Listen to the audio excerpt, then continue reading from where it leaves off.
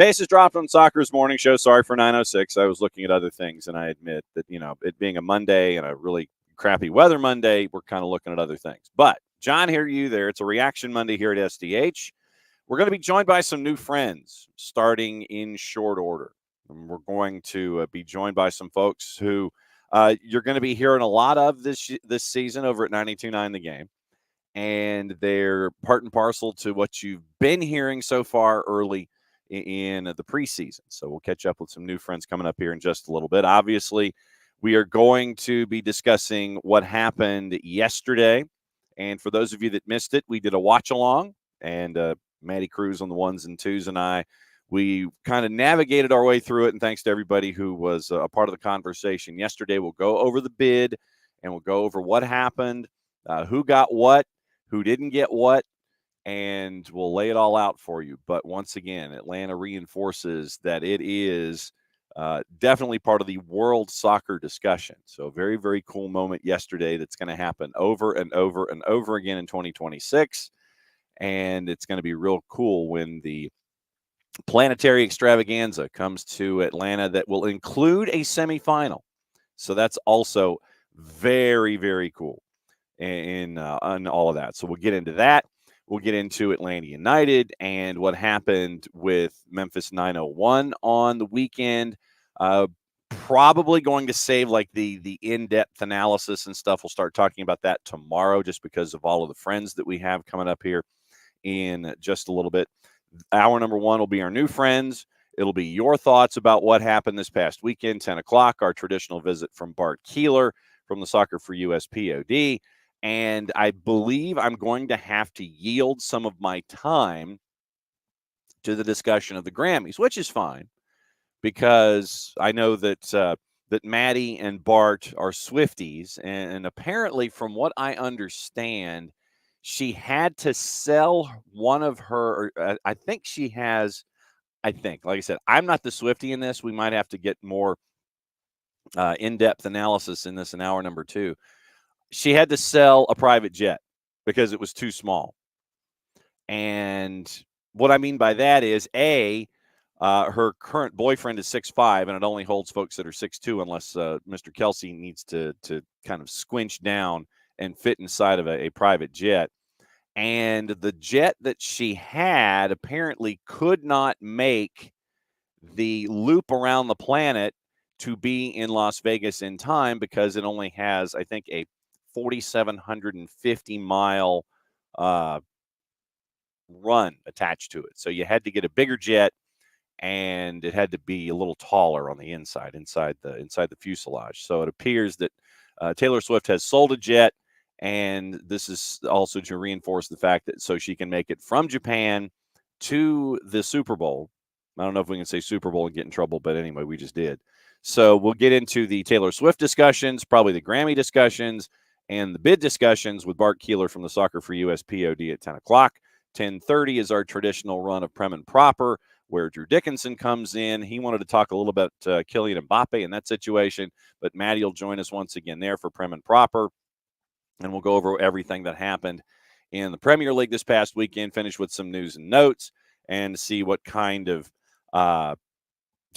trouble we can get into to wrap up the show this morning. Although we are trying to determine whether or not the Duncan McGuire saga has finished. And, this would be something specific to what Tom Bogert, our buddy Tommy Scoops, has been diving into. But the on-again, off-again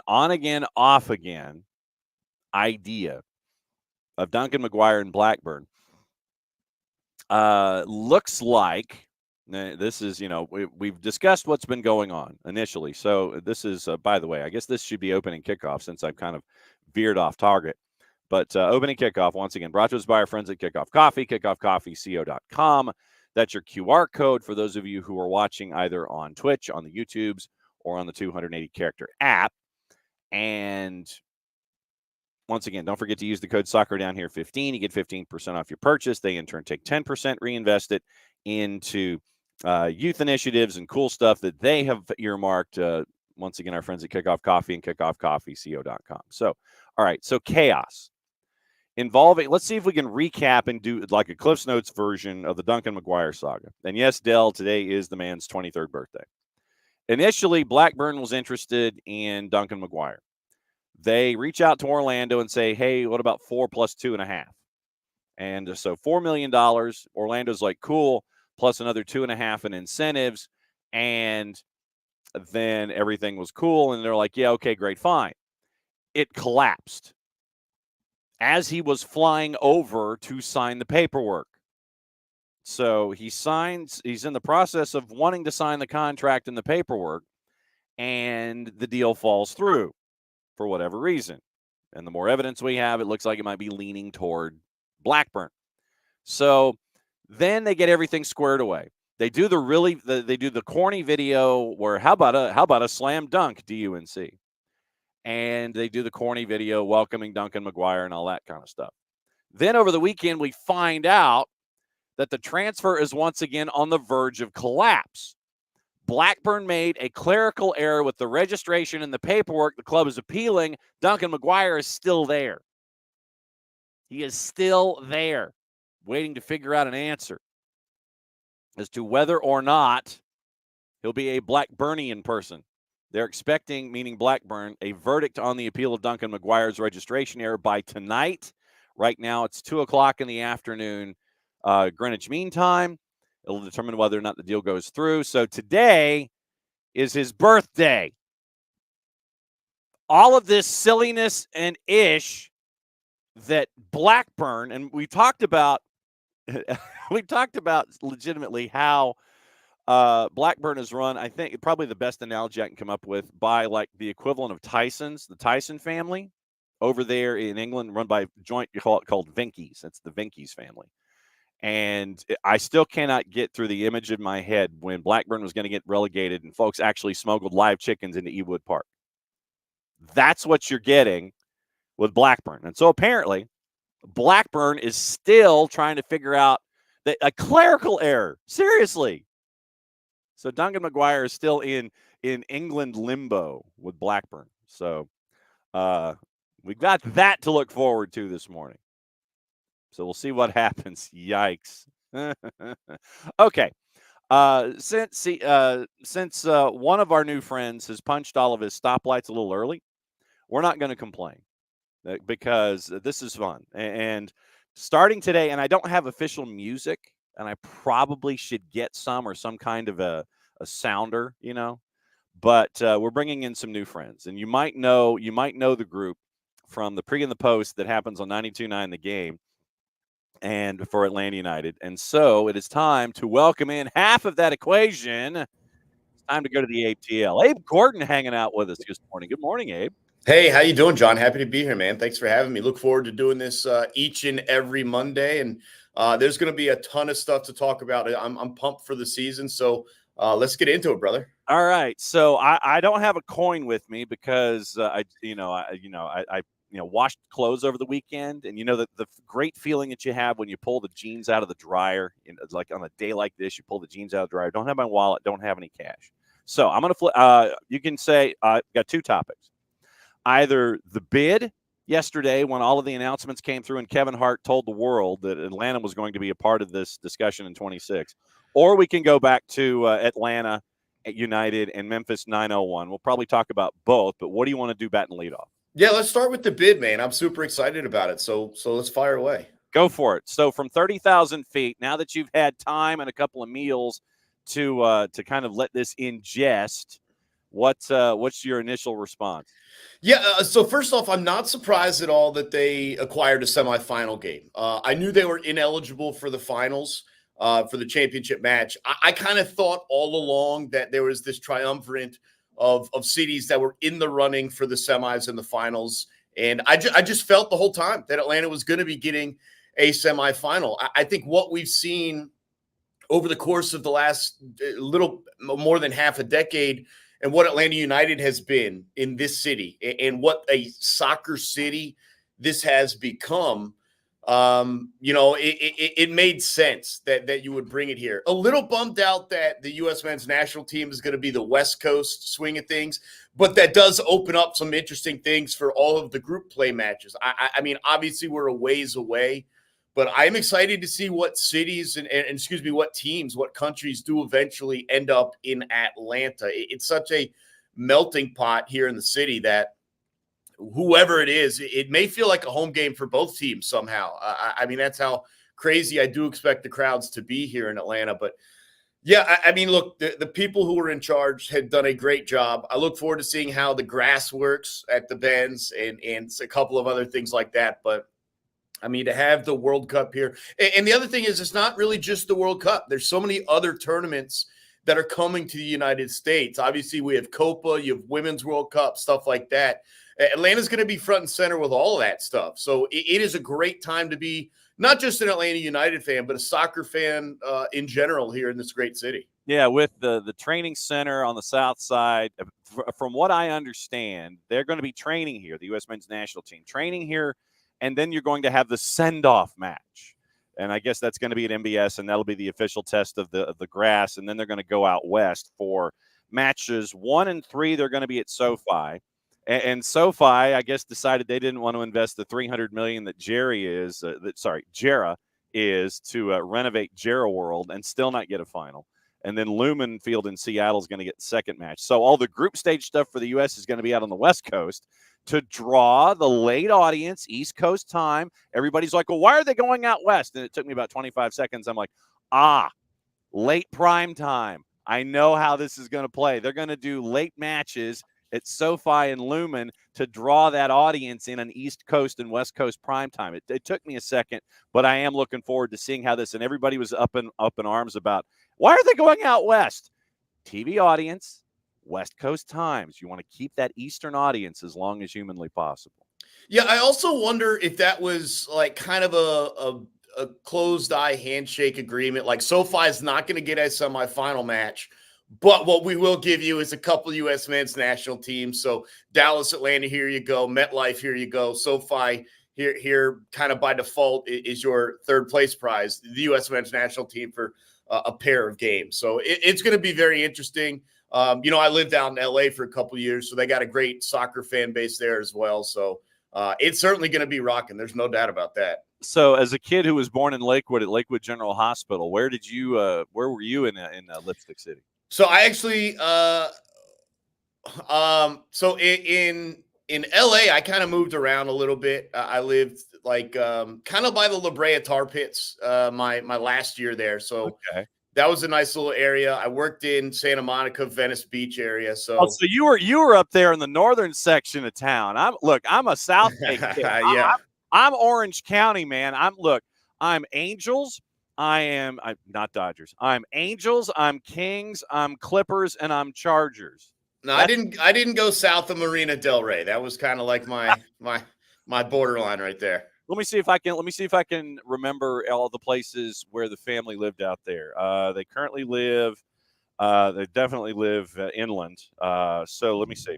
RPV, Rancho Palos Verdes. My dad overlooked the golf course that I used to play a lot, the Muni, Los Verdes Golf Club.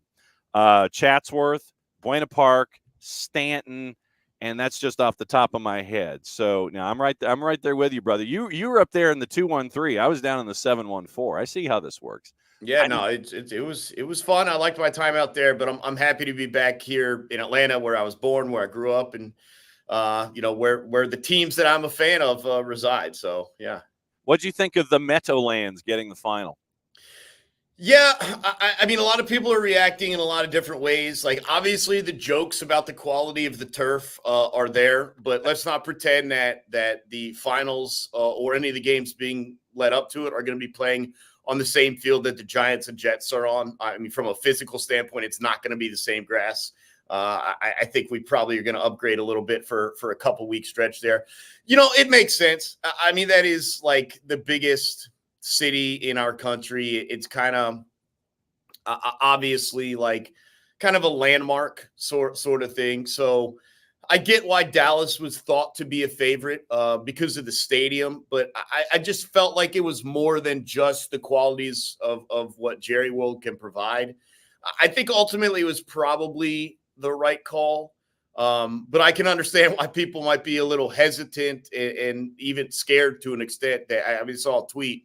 You got the world's most expensive ACLs, going Yeah. going to where knees go to die. So, but I think it made sense. I mean, you can't hold a world. I mean, you can't hold a World Cup in France and not have the final in Paris. I kind of look at it to some extent in that line. And the reports are the grass is going into MBS in February of 26. So Atlanta United will be the test case in that first half of that season. So we'll keep our fingers crossed about the laying of the turf. And you mentioned World Cups, and I thought that this was interesting. And more of the continued indictment of the District of Columbia. Washington, D.C. wasn't even a part of this discussion, wasn't even a part of the bids, didn't even make it to the finals.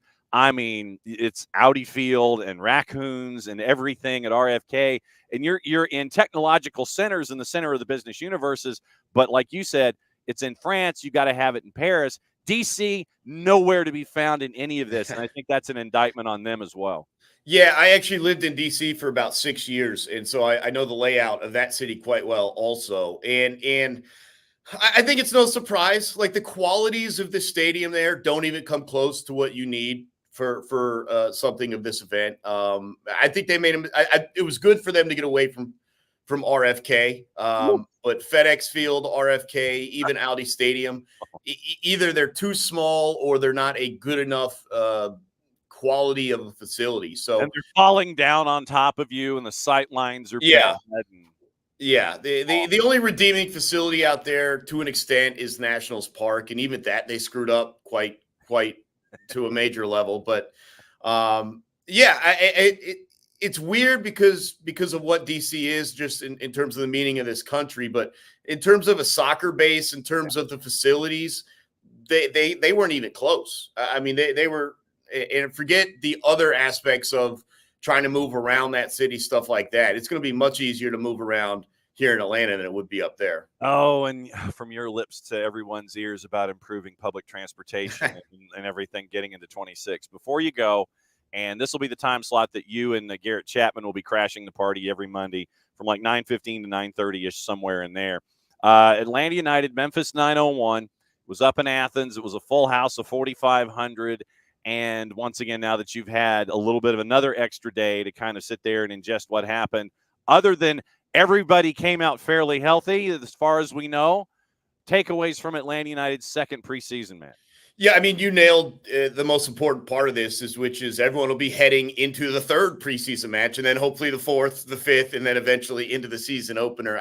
I think it was nice to see Bartosz get out there just a little bit. Obviously, his first match after clearing up some of the delays with his visa. But you did concede early. And obviously, it was nice, unlike last season where you would normally, it felt like you always had a lead that you then gave up. It kind of flipped on you in this scenario. And so you had to fight back in the second team, the second half. I mean, they put in a full 45 before they were able to find one.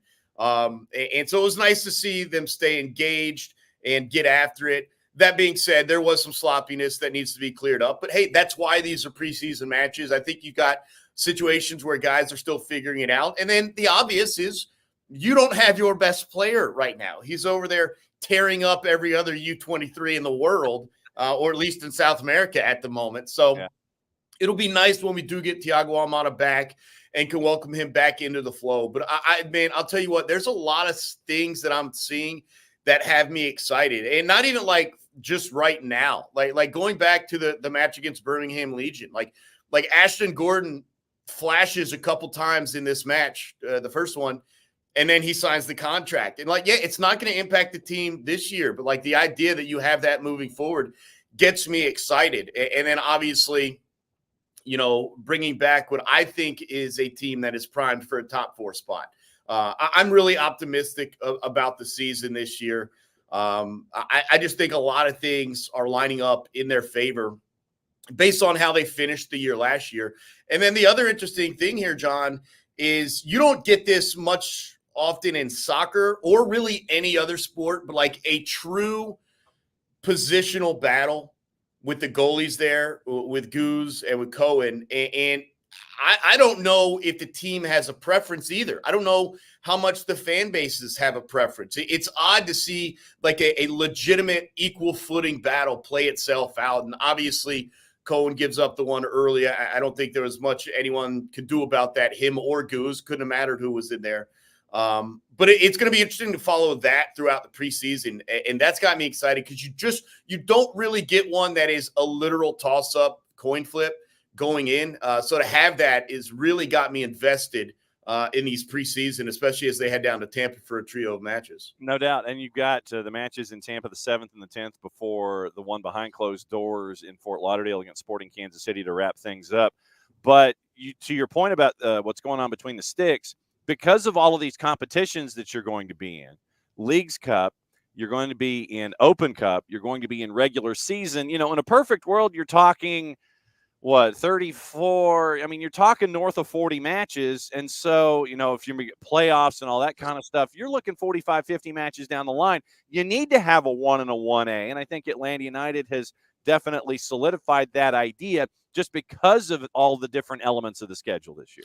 Yeah, I mean, look, Cohen was brought in to compete this year with the likelihood of starting next year. And so if Goose is able to win out this year, you play it out as it sits. And if not, if Cohen's able to outperform him over the next 2.5 weeks, then you go ahead and make that change now. And as you mentioned, I think Goose, whether he's playing or not, is an incredible value to this team. Not just for Cohen, not just for the goalkeepers, but just across the board with his leadership, with his experience. I mean, you talk about having a backup, if that's how it plays itself out, with that knowledge base, with the familiarity across the league for a guy like Cohen, who's going to be in his first season here in the MLS, at least with Atlanta United. That is absolutely invaluable. So however it plays out, whether Goose is on the field providing value or behind the scenes providing value, Atlanta United is very, very lucky to still have that guy. All right, cut the promo for me, and how do folks keep an eye on you on the media that is social and what you're up to at 92.9? Yeah, you can follow me on Twitter or X or whatever you want to call it, at Abe Gordon. I do have an Instagram, although most of it is just like dog pics. That's Abe_Gordon. I have a husky. She's beautiful. So you can follow me there. Also on Threads, I guess. I haven't started using that, waiting for Twitter to take the full 6 foot under dive. But when it does, you can follow me on Threads as well at Abe_Gordon. And yeah, man, like every hour before kickoff and for an hour after the final whistle, you've got myself and Garrett Chapman with a pregame and postgame show for Atlanta United right here on 92.9 The Game. So you can find me there, and then just any other shows I'll be on, just hit the Twitter. I'll be posting all about it. Looking forward to it. Looking forward to you and Garrett making the kamikaze run, batting leadoff with us every Monday. Thanks for hanging out with us. Be safe, my friend, and don't ever be afraid to crash. You got something on your mind, sit there and go, yo, Nelson, I want to come in and I want to drop the hammer on something. So you've got an open door policy, my friend. We'll catch up with you next time. I appreciate it, man. Look forward to it each and every Monday. All right, that's Abe. And it's good to see Abe and Garrett, and that'll be fun. Like I said, we have new friends today. We add new friends to the equation. It's always fun. And to be able to sit there and trade cities and area codes with Gabe about what's going on in Southern California, I thought that was cool as well. So Abe and Garrett will be a part of our Monday extravaganza bat and leadoff. And so that'll be fun to catch up with them. And so, yes, follow Abe on the Insta, the IG, or the Gram, and you can see his pictures of his Huskies, much like me, where I'm on Threads and Blue Sky and the 280 character app and the Gram, and most of it's Cute Sports Guy outside of the 280 character app because it's at OSG Nelson on that side of things. But it's great to have Abe come in, and we'll talk for about 15 minutes or so every single Monday, him and Garrett Chapman, your pre and your post game hostesses with the mostesses. With Atlanta United 92.9 The Game. All right, so that is the talk. Abe had mentioned the pre and the post and the extravaganza and everything that we got to talk about. It was interesting at Creature Comforts. And thanks to everybody who showed up for the SDH postgame show at Creature Comforts Brewing after the match in Athens on the weekend. And it was interesting. And it was a straw poll, incredibly unofficial. And Dell is Team Cohen. And so I guess this will end up being the first question of the day for the day. So where are you in your goalkeeper pantheon? Where are you? Are you Gazan? Are you Cohen? Are you are you John Burner? Are you Quentin Westbrook? I mean, where are you here? Are you Q? Are you Burner? Are you Cohen? Are you Gazan? What are you looking for? What's your order, your one and your two when it comes to this season? We did the straw poll at Creature Comforts. It was by applause. It was louder applause for Cohen than Brad, yet with an appreciation for everything that Brad has been able to do since he's walked in the door, coming back from both the Achilles and the knee injury. So it is, that's where it was, just in that completely and totally unscientific poll. With Atlanta United, it looked like the applause was louder for Cohen than it was for Gazan, but the folks that did not applaud for Gazan made a point to sit there and say, it's not any kind of a slight, but we, completely and totally love Brad, love what he's been able to do and all that kind of stuff coming back from injuries and what have you. So right now, at least in our first unscientific poll of the season, the louder applause was for Cohen, and it would be for Cohen to start. But once again, you have a competition, and you've got multiple platforms that you're going to have to be tackling this year. And that was why I wanted to bring that up with Abe, because you need, I think, unless your goalie is a complete and total workhorse, then you're going to need a 1 and a 1A to get you through these multiple competitions, to get you through schedule compression, to get you through travel, to get you through Open Cup, to get you into Leagues Cup, and get you into playoffs and regular season and all that kind of stuff. So you're going to need a 1 and a 1A. And I think Atlanta United has put themselves in there that they have what they need going forward. So that's where we are. At least I think that's where a lot of the eyes are focused in the competition so far this year. Is that's what they're looking at with Cohen and Gazan, et cetera. So that's what you're looking at with those with that particular battle of position. So all right. So for the rest of hour number one, let me know what you think about what happened this weekend, both in 2026 and in what happened in Athens. Reminder, and I'm going to be drifting in and out with this. Remember that Matty Cruz on the ones and twos is now an international star. Remember, promo time. Here is the scarf that has now been released alongside the Marshall Islands Soccer Federation. And I thought about wearing my Marshall Islands jersey this morning, but it's too cold.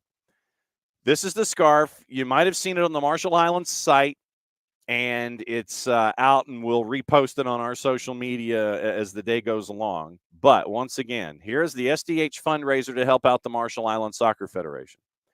Last country on the planet without a national soccer team. Now they're building one. Justin Wally, if you follow him on social media, he was over there for about 2 weeks. They had their first ever futsal cup in the country's history.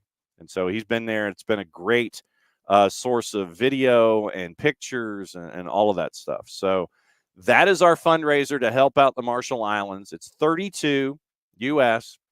If you're here in the Atlanta area, Abby will get into the Abstermobile, and she will be part of the delivery to make sure that everybody gets their scarves. If you're outside the normal driving area, as Abby wants to try to take the Abstermobile and put it in the ground and have it go out on top.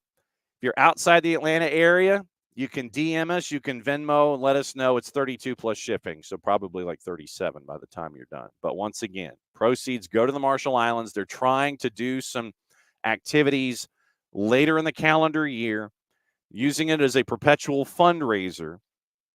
So the technical director, Lloyd Hours, and folks can come over and they can be in the Four Corners in Northwest Arkansas and start to impact the Marshallese here in the United States. So go to the Marshall Islands Soccer Federation website. They have an app on Android, and you can take a look at the scarf and you can see Maddie make her international debut, and great stuff from Liz as well with the shots that are there. All the photography that was done was top notch, and it's on the Marshall Islands website. So pick up a scarf, help out the Marshall Islands, 32 US, local. Abby will take care of you and deliver it. Outside of the local, 32 and 5, so 37 in shipping, and you can DM us and let us know how you want it. And you can pick up your Marshall Islands scarf and be a part of growing something from the ground up. Very, very cool stuff there from our friends at the Marshall Islands. Other programming notes, by the way, tomorrow is the beginning of our high school schedule. We start the high school schedule off this week with 2 appearances. Tuesday night throwdown is at the Big Orange Jungle.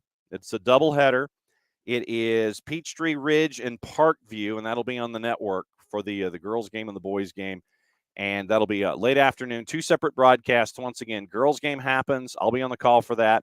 Then it's a separate broadcast for the boys. Maddie will be on the call for that.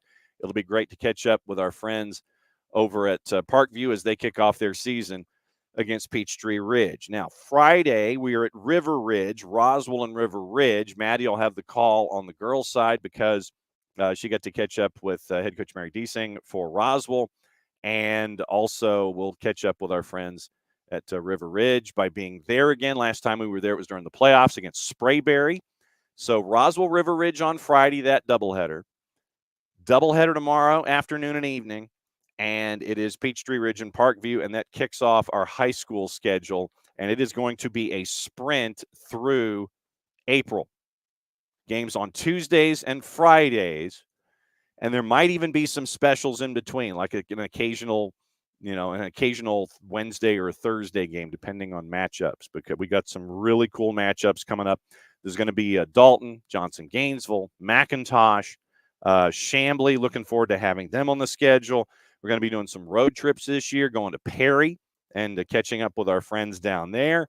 Abby's got Wheeler playing Pebblebrook as a part of her schedule out of the blocks, but we're catching up with some friends. McIntosh, Dalton, Chambly, Johnson, Gainesville, all the heavyweights, Northwest Whitfield, Gainesville. It's going to be a long march for us in a very short period of time, but it's going to be great to do the high school schedule coming up in short order starting tomorrow. So that is that's your programming notes for everything going on here at SDH. All right, so let me go to the top of the order and see what you guys thought. Once again, we're catching your comments about the bid, about the number of games, about who got what, about who went where. It's about Atlanta and Memphis 901. Like I said, we have some sound from posts that Mandy got over the weekend. We'll play that tomorrow. I caught up with Stephen Glass. We'll play all of that tomorrow just because of how absolutely crammed the show is today. Once again, Bart Keeler joining us at 10 o'clock for our Grammys discussion and about the bid and Soccer for US POD from that perspective. And then Drew Dickinson joining Maddie for Prem and Proper, the review at 10:30. We'll get into everything that happened this past weekend. The race is on for the title. You ain't kidding. I mean, it was a crazy match, a great environment with Arsenal and Liverpool, but the race is on, and Manchester City's got 2 matches in hand on some folks. So we'll keep an eye on all of that. All right. So, Ricky, about the show that was broadcast. Sorry he missed the chance to cringe with us all. Yeah, it was pretty cringeworthy. And the funny thing is that Big FOX, they only blocked out a half an hour because then they were supposed to go to bowling. Our friends at Universo, however, had the whole hour blocked off because we knew as we were going, it's like, all right, there's no way this is going to be a half-hour show considering all the talking that you're seeing from folks not named Andres Cantor. It was Jenny Taft. It was Kim Kardashian. It was Rob Stone with Kim Kardashian out there at SoFi. And we found out that SoFi wasn't getting anything deep into the run. They were getting the U.S. games 1 and 3. And then they got some things going on, but they didn't want to build a stadium the proper way.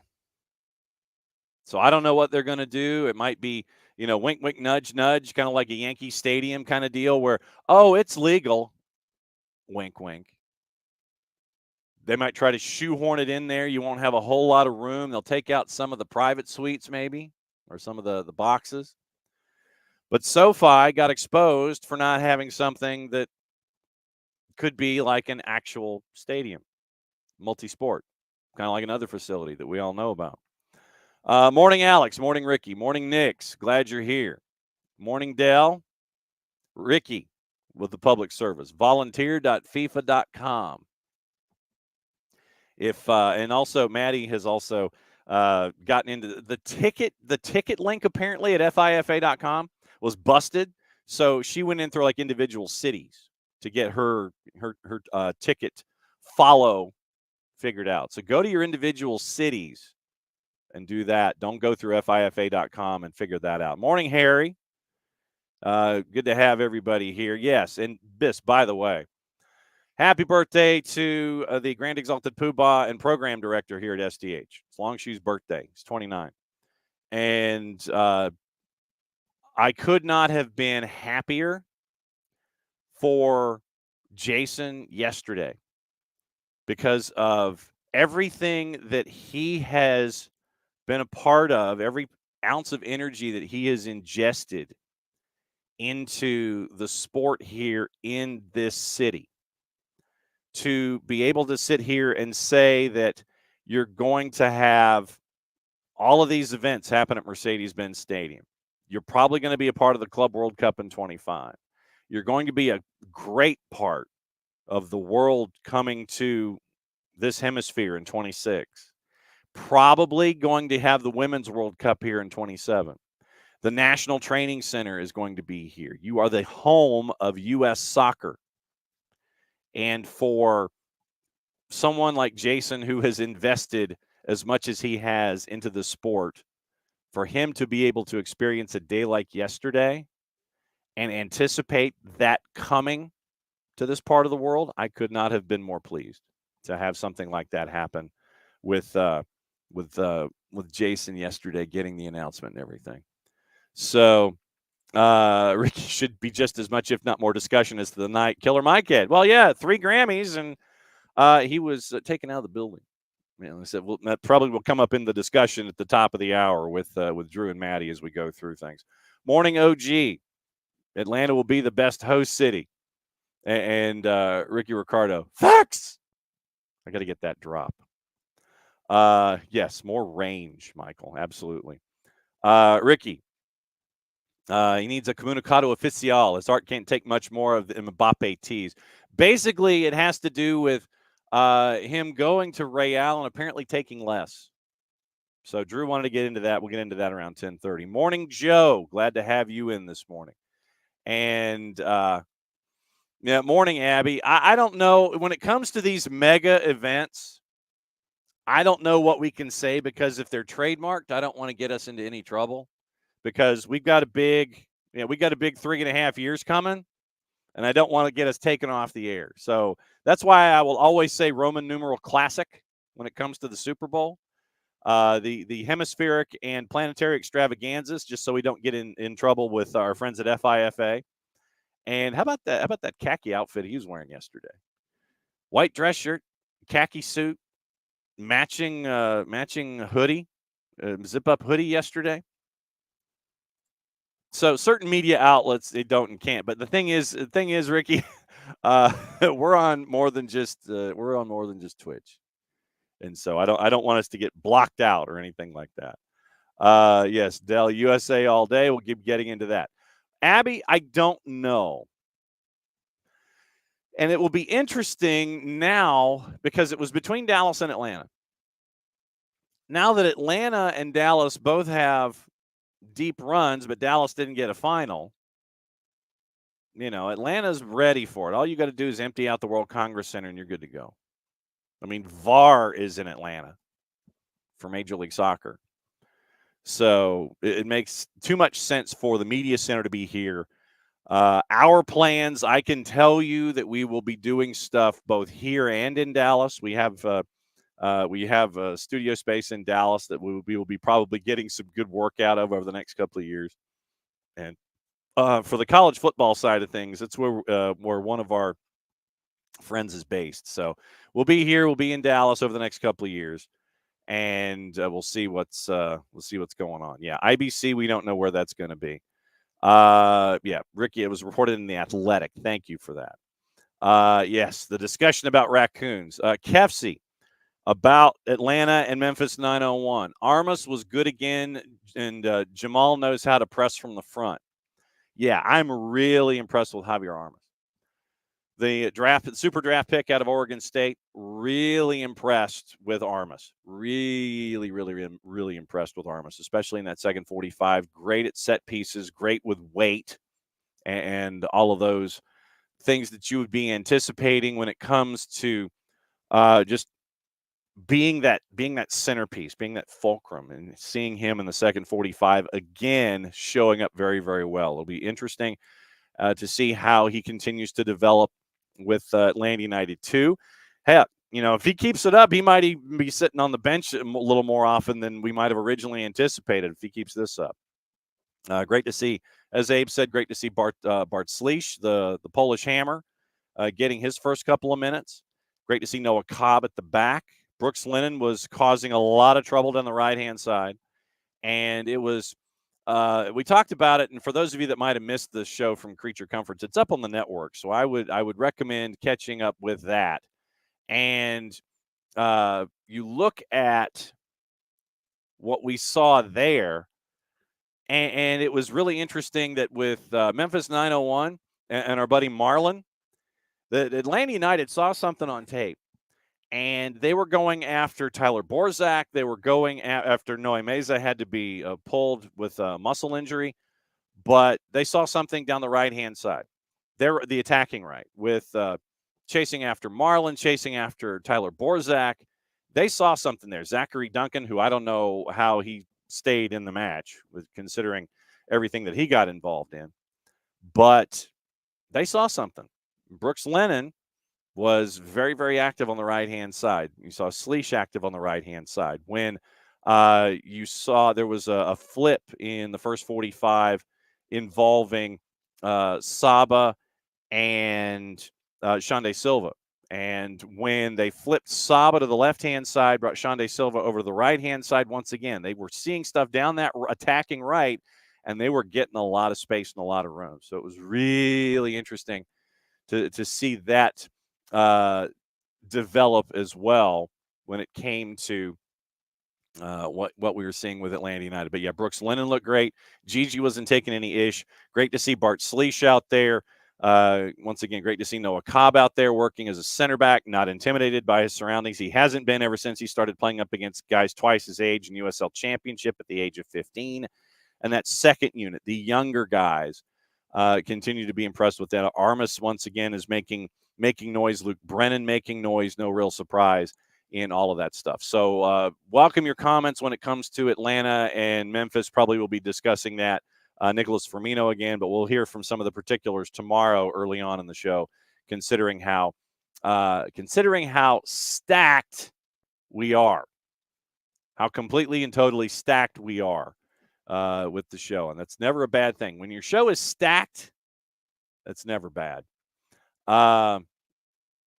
Abby's going to do me a public service and get a Google sheet together when it comes to all of the fun stuff. Yeah, Glassy is doing a good job at Memphis. And no, remember, they didn't have Nico Brett as a part of their attack on Saturday. Nico Brett had the day off. So you're going to have that also. I mean, it was Emo, it was Luis Fernando, it was Atlanta United West. You had Nico Brett Nico Brett on your roster. He wasn't there. You got Oscar. We know how much of a troublemaker Oscar was at his time at Loose City. So when we get our friends from the USL show, it will be an interesting discussion. And it'll be an interesting discussion when it comes to Memphis 901 specifically. Emilio on the keepers. He said, platoon system doesn't work in regular season, at least in hockey. Back up to play 3 or 4 games is a waste. Yeah, and to your point, I mean, in playoffs, you're looking at hot keepers and things like that. But just because of, and we've seen this in competitions before, where you have the regular season guy and then you have the tournament guy.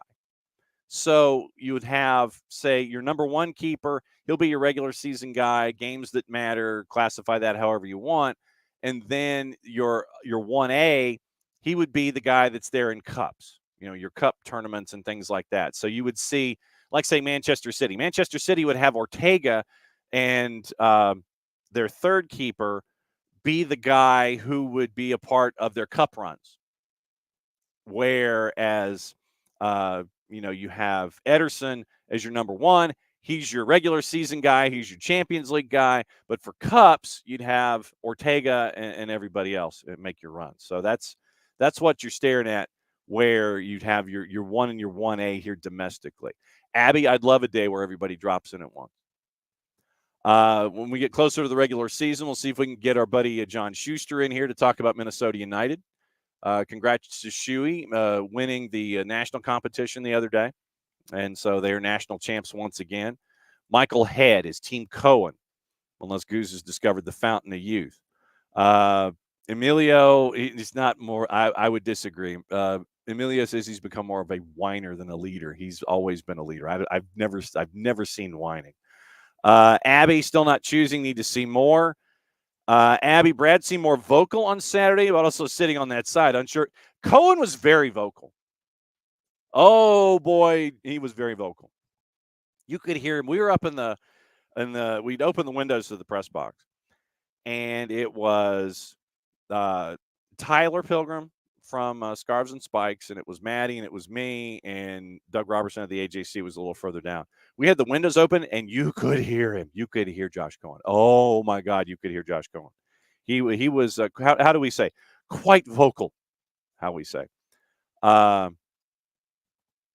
Let's see. Tom, don't have anything to go on yet. Impossible to pick based on actual evidence. And that's true. Like I said, this is all part of a battle. Remember, Jason is heading down to Tampa for the matches on the 7th and the 10th. And so those will be on ATLUTD.com. And we'll get more empirical evidence in games 3 and 4. And then you have all the practice sessions in between. Then as you get closer to that game in Fort Lauderdale with Sporting Kansas City, that's behind closed doors that no one will be able to see, at least in a live sense. If you're on site, you probably get to see it, but you won't be able to see it in a live sense. But that's when you're probably going to be looking at your first team from the Department of Redundancy Department. So 3 and 4, I think the 2 in Tampa, those are the ones that you're still trying to figure out, okay, who can do what where, and you'll be getting closer and closer and closer and closer to that lineup against Sporting Kansas City and Fort Lauderdale. That's the one where you're looking at, okay, this is my first choice. So a week and a half, we should have another set of answers. Abby's got Wheeler playing Pebblebrook to kick things off. Abby, she's going to make a Google sheet for deliveries. She'll put it together. So once again, that's the reminder to pick up your scarves. Purchase your scarves, help out the Marshall Islands, and you in turn will get a delivery from Abby. So there you go. Yeah, Dell, Kevin Hart was kissing up to Infantino the whole time. He was trying to say, and like I said, and I didn't have the volume up because I didn't want to get us in any kind of trouble, especially if you were going to go back and listen to it. So it was more like looking at outfits and things like that and looking at small print and all those kinds of things. But yeah, it did look like Kevin Hart was talking a lot. Jenny Taft was having to figure out, okay, how do I, continue to make this show go forward? That was the biggest thing I think for Jenny Taft, was trying to make sure that everything was going forward. And I think she did a pretty good job. Yes, Ricky Ricardo, the world's most famous soccer mom. Good God. Yes, Michael, you would have gotten more. You would have gotten more edification from us and the watch along than you would have by checking out the actual program, because literally the talking versus information was probably a good 3-1. And then you had interviews and things like that. It might have been the other one. Yes, Tom, up the Gunners. Always love to see the bastard stepchildren of Merseyside lose. Yes, because for those of you that do not know, Airborne DJ Tom Russo is an Everton fan. So anytime his blue team, because you say blues and that gets you to Chelsea, and that's not good. But 10:30, yeah, we'll talk about what's going on there. And so Tom was very happy with what happened with Liverpool. So is Liverpool pulling an Arsenal? So we'll see. Yes. Yeah, the Kim K segment about as cringeworthy as you get. Abby wants me to call it the bowl of super, like a beer of root.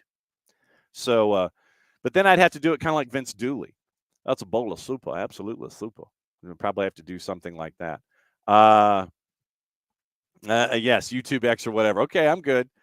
So the FIFA website is back up to X, apparently. All right. Express interest in tickets. This might be, as we're all talking about this, the more that I think about it, the more I'm really looking at this almost like, how do we phrase this? Remember, this is of people of a certain age. Bart Keeler coming up at the top of the hour. Before we had like real computers, when you had to get tickets to concerts, Ticketmaster 404-249-6400.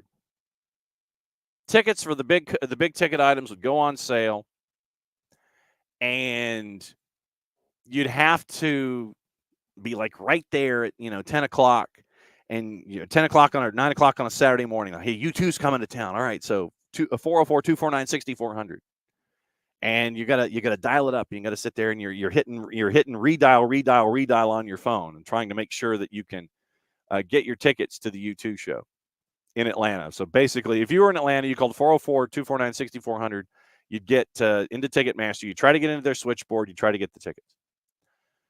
But what I learned over time, when you would get tickets to Ticketmaster or through Ticketmaster, on the back of the ticket, they had 3 other markets that you could dial at the same time that were all linked to the same computers. It was Atlanta, Macon, Greenville, and Fayetteville, North Carolina. It's on the back of the ticket. It's like literally it was someone in the 404, it was someone in the 912, it was someone in the 804, and it was someone in the 919. So what I started doing is to go after all of these big tickets. What I would do is I would call Fayetteville, North Carolina, or I would call Greenville, South Carolina, to get tickets because they were all linked to the same computer. I would call those faraway places and get all of my tickets to the big ticket items at the Omni instead of calling 404-249-6400 because everybody else was doing that. So at 10 o'clock, I'm calling Fayetteville or I'm calling Greenville. I'm alternating those numbers to get tickets, and I would always get tickets to those concerts that I was getting. I'm thinking this might be the way to do it. Go to the individual bid city sites, get your information there, because God knows the entire planet is going to go to FIFA.com and they're going to try to get interest in tickets. And apparently, according to Emilio, interest in tickets, everything's back up to normal. But go to the bid cities, go to their websites, get their bolos instead of going to FIFA.com and trying to get their information. Yes, back in simpler times, Abby. Absolutely was.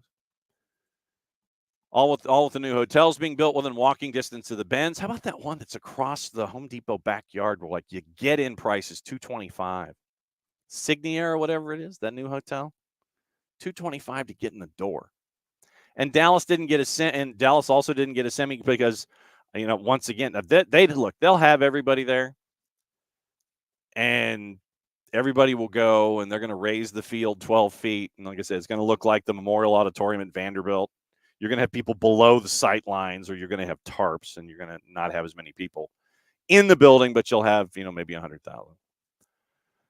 But yeah, Dallas not getting a semi, and they also don't have a whole lot of hotels nearby. So you got all that to pay attention to if you're Dallas. And also that big scoreboard, if somebody really launches into a ball, like on a goal kick or something, it's going to hit the scoreboard and bounce down like a punt. The Meadowlands, 7 miles from New York. They call it New York, New Jersey. Just call it Gotham. Makes too much sense. FIFA's cue to enter the conversation. Morning, Hutch. Bart made some nice aggressive passes. Okay. Emilia, wondering if Glassy deserves another opportunity in MLS. I think he does. Yeah. I mean, I would, frankly, Glassy should never have been let go at Aberdeen. By the way, Aberdeen, let go of Barry Robson. They're bringing in Neil Warnock at the age of 75. There was the video of Warnock going through the Aberdeen airport. Looks like they're bringing in Neil Warnock at the age of 75 to be the new interim manager at Aberdeen. Good luck with that. And there were people that were actually enthused about this. Ricky, what do we think about all these American keepers that have been doing in the Big Five leagues all these years, playing as backups? Definitely not pointless. No, not a bit. Don't know. Abby has a question about the high holidays. That's an interesting one. That is an interesting one. Same thing with Sandy Koufax and Rosh Hashanah. Absolutely. Jenny Taff asked Infantino, remember the 70 World Cup? And he said, well, that was when I was born. Ha ha.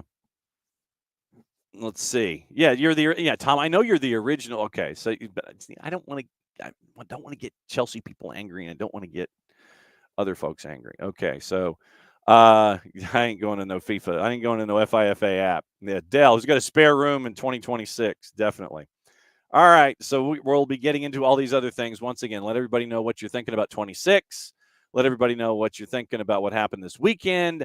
It is time. All right, so Bart's in. And so, I know that you wanted to discuss some things before we actually got into soccer. And I think that this would be the time to do that, to kind of kick things off for another week as we bring you in. So this means that I've got to bring Maddie into the discussion. And I'm just going to let the two of you go for a while, considering I know that the two of you are Swifties, and I felt compelled to mention that she's getting a new plane so she can make the run from Japan to the Las Vegas for the Roman numeral Classic. So I'm just going to let you two go for a couple of minutes and discuss the Grammys, to discuss what she was wearing, to discuss what's going on with the relationship, to discuss the new album that dropped during the Grammys. Bart Keeler, go. Well, good morning, John. Yeah, I figured we could talk about musical artists of this century instead of God knows what you were talking about before then. Careful there. Careful, sir. Tracy Chapman's performance was fantastic. And Tracy Chapman was fantastic. However, I am done with I am tired of U2 being thrust upon me unwantingly, and we need to just stop making U2 a thing in the year of our Lord 2024. But anyway, Taylor Swift, Joni Mitchell, and Tracy Chapman were fantastic last night. They were fantastic. They were fantastic. Proceed with your discussion. As I'm wearing my Taylor Swift friendship bracelet right now. There you go. Maddie, I think we were all expecting something completely different. We all knew it was coming, that we knew we all felt. We were all reading the tea leaves. We were all reading all of the Easter eggs she usually drops for us, that we were going to get an album announcement during the Grammys. And I'm sure you and I were both on the edge of our seats waiting for Reputation Taylor's version to be announced. Absolutely. When she accepted her Grammy. And then we were made to be clowns somewhat again by our loving Taylor Swift. I literally sat there when she got the award, and I literally was like, oh my God, it's coming. I was like, this is it. It's going to be Reputation Taylor's version. I have been waiting for this. I have been waiting so long for Reputation Taylor's version. It is my favorite album. I was so excited. And then she goes, so my new album, I said, girl, you're dropping new music now? Where's new Reputation? Music. While she's also on a world tour, while she's also starting a relationship, while she's all the things. Absolutely. Oh my God. I think I was sitting over here and I was like, thank God you were going off on Twitter because I was losing my mind. And I was like, oh my God. Oh my God. Oh, wow. Wow. I was losing my mind. It was a truly unexpected while also being fully expected. It was Oh, the most Taylor Swift thing she could have done to us. oh, absolutely. Also, I have a question for you. Do you think Taylor should have won Best Album of the Year? Because I personally thought it was going to go to SZA. I mean, I'm happy Taylor Swift won Album of the Year, and I understand she did not recognize Celine Dion. Abby, sorry that she was excited about winning a Grammy. Okay, chill. He took a She was photo also with her standing. afterward. Yes, also standing and singing when Celine Dion came out, standing and singing for every performer, standing and applauding for every performer's speech. So we're not going to do that right now. If there's one thing we're not going to do, it's going to try to rag on Taylor Swift for not supporting people, because that woman supports every woman in the industry. We're not going to do that, Abby. Sorry, not here for that. Period. Not going to happen. Oh, yeah. Rich, we don't really know. Yes, it could be leftover stuff from the last album. It could be new music. It could be, we don't know.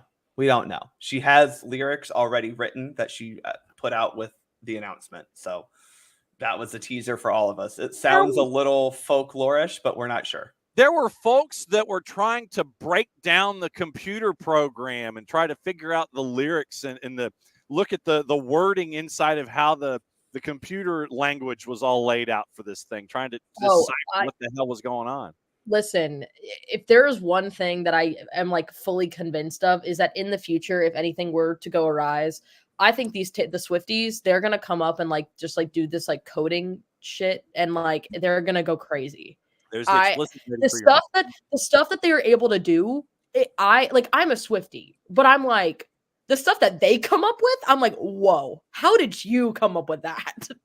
Whenever we hit our inevitable World War III, we'll have Swifties on decoding duty, because Lord knows they can figure out a mystery message better than anyone. Absolutely. See, that's what you do for your wind talkers. Right. You get Swifties to figure it all out. In World War II, we had the wind talkers. In World War III, we're going to have the Swifties. So here we go. But yeah, one of the busiest women in show business, ditching a jet to get a taller jet, so she can make the trip. I give her full credit, and anybody that does not respect her work ethic, I mean, literally, all right, so let me see if I get this right. So she creates all of her early material. Manager that she hates and like steals her stuff and like gets it and gets all the licensing and everything. Then he sells it to a hedge fund and makes like 9 figures to the left of the decimal place. She gets mad, re-records. Well, she's recorded a lot of her earlier material with Taylor's version attached to it to dilute the pool and dilute anything that was attached to this hedge fund and her old manager. And then during the Grammys and during a world tour, she comes out with new material. You nailed it. Yep. I mean, that work ethic is insane. Yes. And don't forget, she dropped 2 new albums during the COVID years. Yeah, she's crazy. Is insane. And I do have a question. She's appreciating the Kansas City Chiefs and their star tight end. That's all at the same time. She's appreciating. I mean, she's balancing a relationship and her work. Oh my God, who knew that was possible? She is truly an amazing woman. And I have a question to bring this back to soccer. So if you'll allow me to, we can stop. We did 10 minutes of Taylor Swift. I know people are 7. Yes. Here's my question, John. Here's the question for the chat. Sure. Okay. So we just had the Grammys last night, the display of the best musical artists in this country, at least this hemisphere. We also had a musical artist on whatever the crap that show was yesterday that FIFA put on. Who is going to be making the FIFA World Cup 2026 song? Ooh. Whoa. That's my question for the comments. Because I think, if I'm reading the future correctly, we're going to have Drake as part of it. I think that is. Yeah, I think he's I think we'll have an artist from each country, or we'll just have Pitbull and Shakira, and everyone will still be happy. If it's Pitbull, I will freak out. Love him. Love Pitbull. No, I mean, honestly, I wouldn't be shocked. I would not be shocked if it was Drake. But hey, listen, if Drake's doing it, that just means I want to give a big I'm sorry to Toronto to Canada for when you guys do get knocked out of the group stages because he's wearing a Toronto a Canada jersey. Well, he doesn't need to jinx them for them to get knocked out of the group stages. That's for sure. Olivia, how about Olivia Rodrigo? I could see that.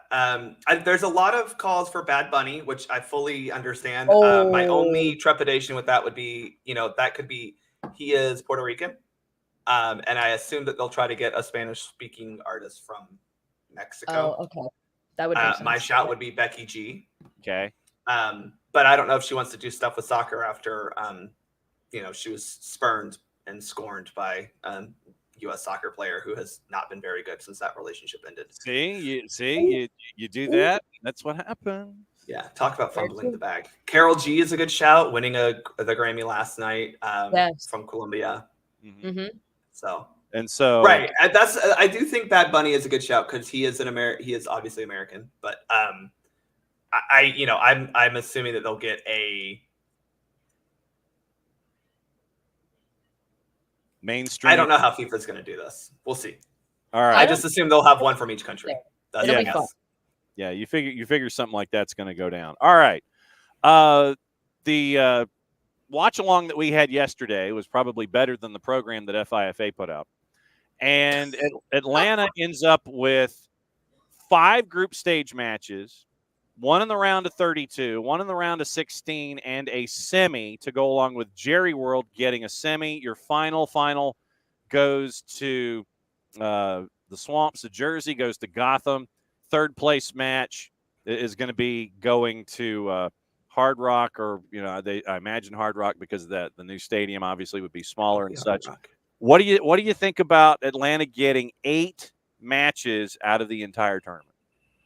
Well, I think first off, and not to throw a wet blanket on anything, but I think we're forgetting that this is a 48-team World Cup. Absolutely. So we see 8 matches and go, wow, that's a lot. And it is a lot. But we have 5 group stage matches because there's going to be a lot of group stage matches.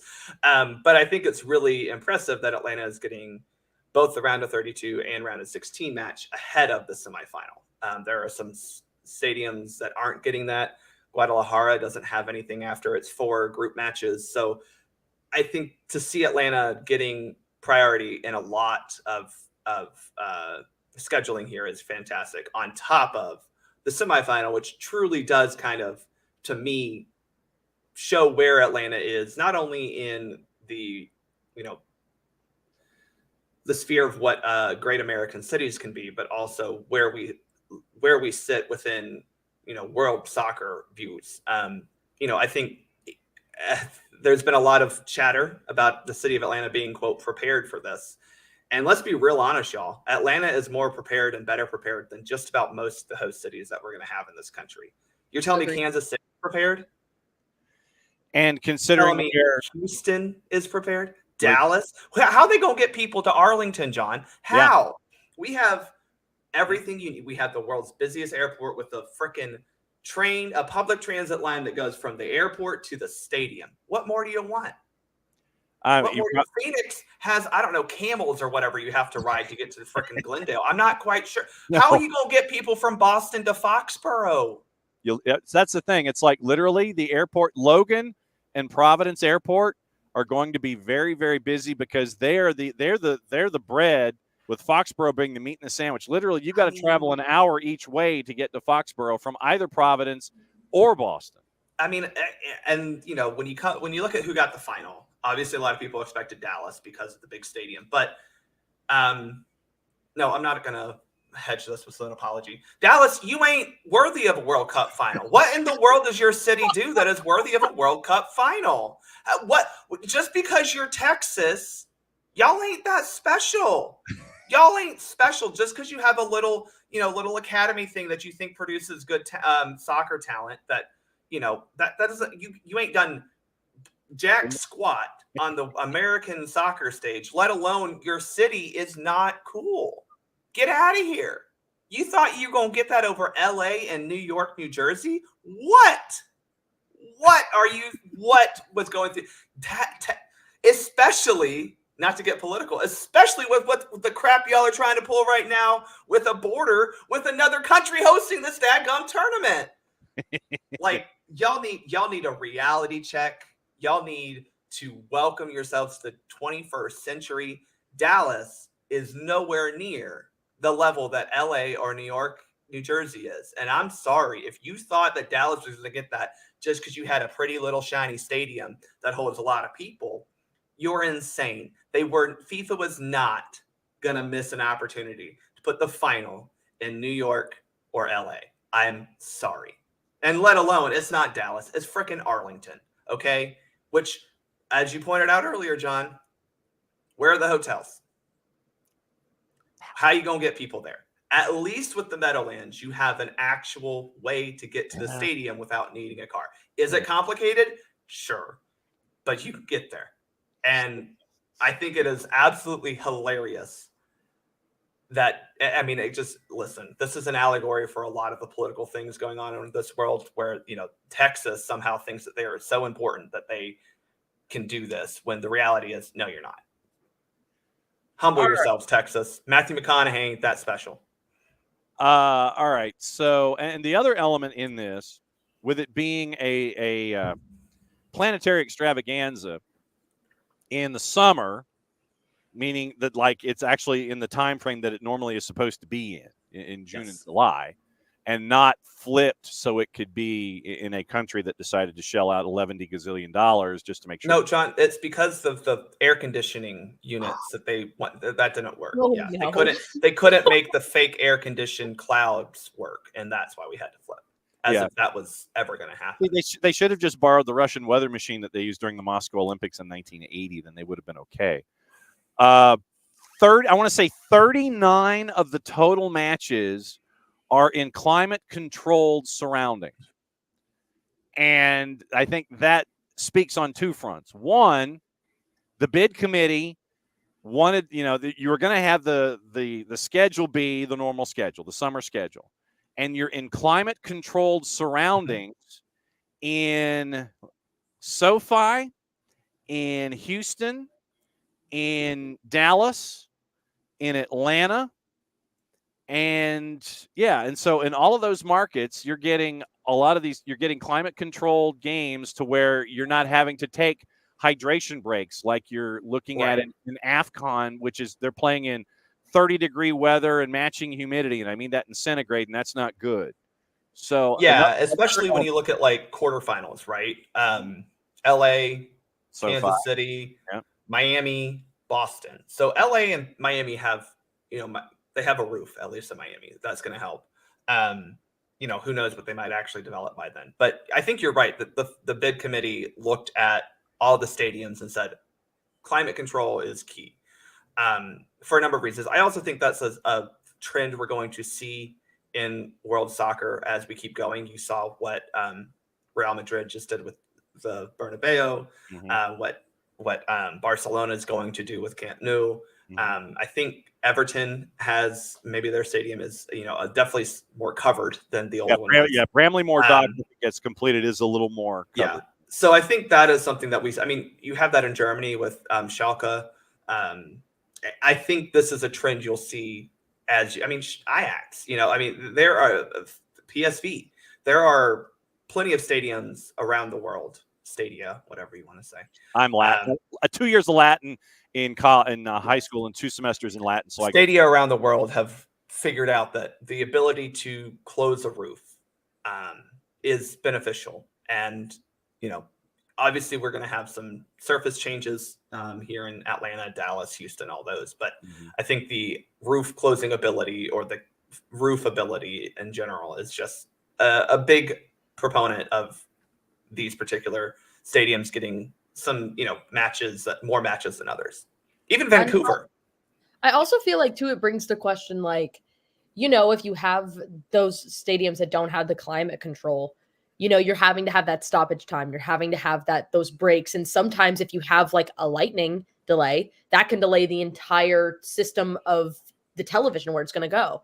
that affects the entire broadcasting line. So I feel like this kind of eliminates that, especially going into the round 16 or the round 32, round 16 quarter semi-final. Right. It kind of eliminates that entirely. That way, you know for certain, hey, it's going to be this time, this day.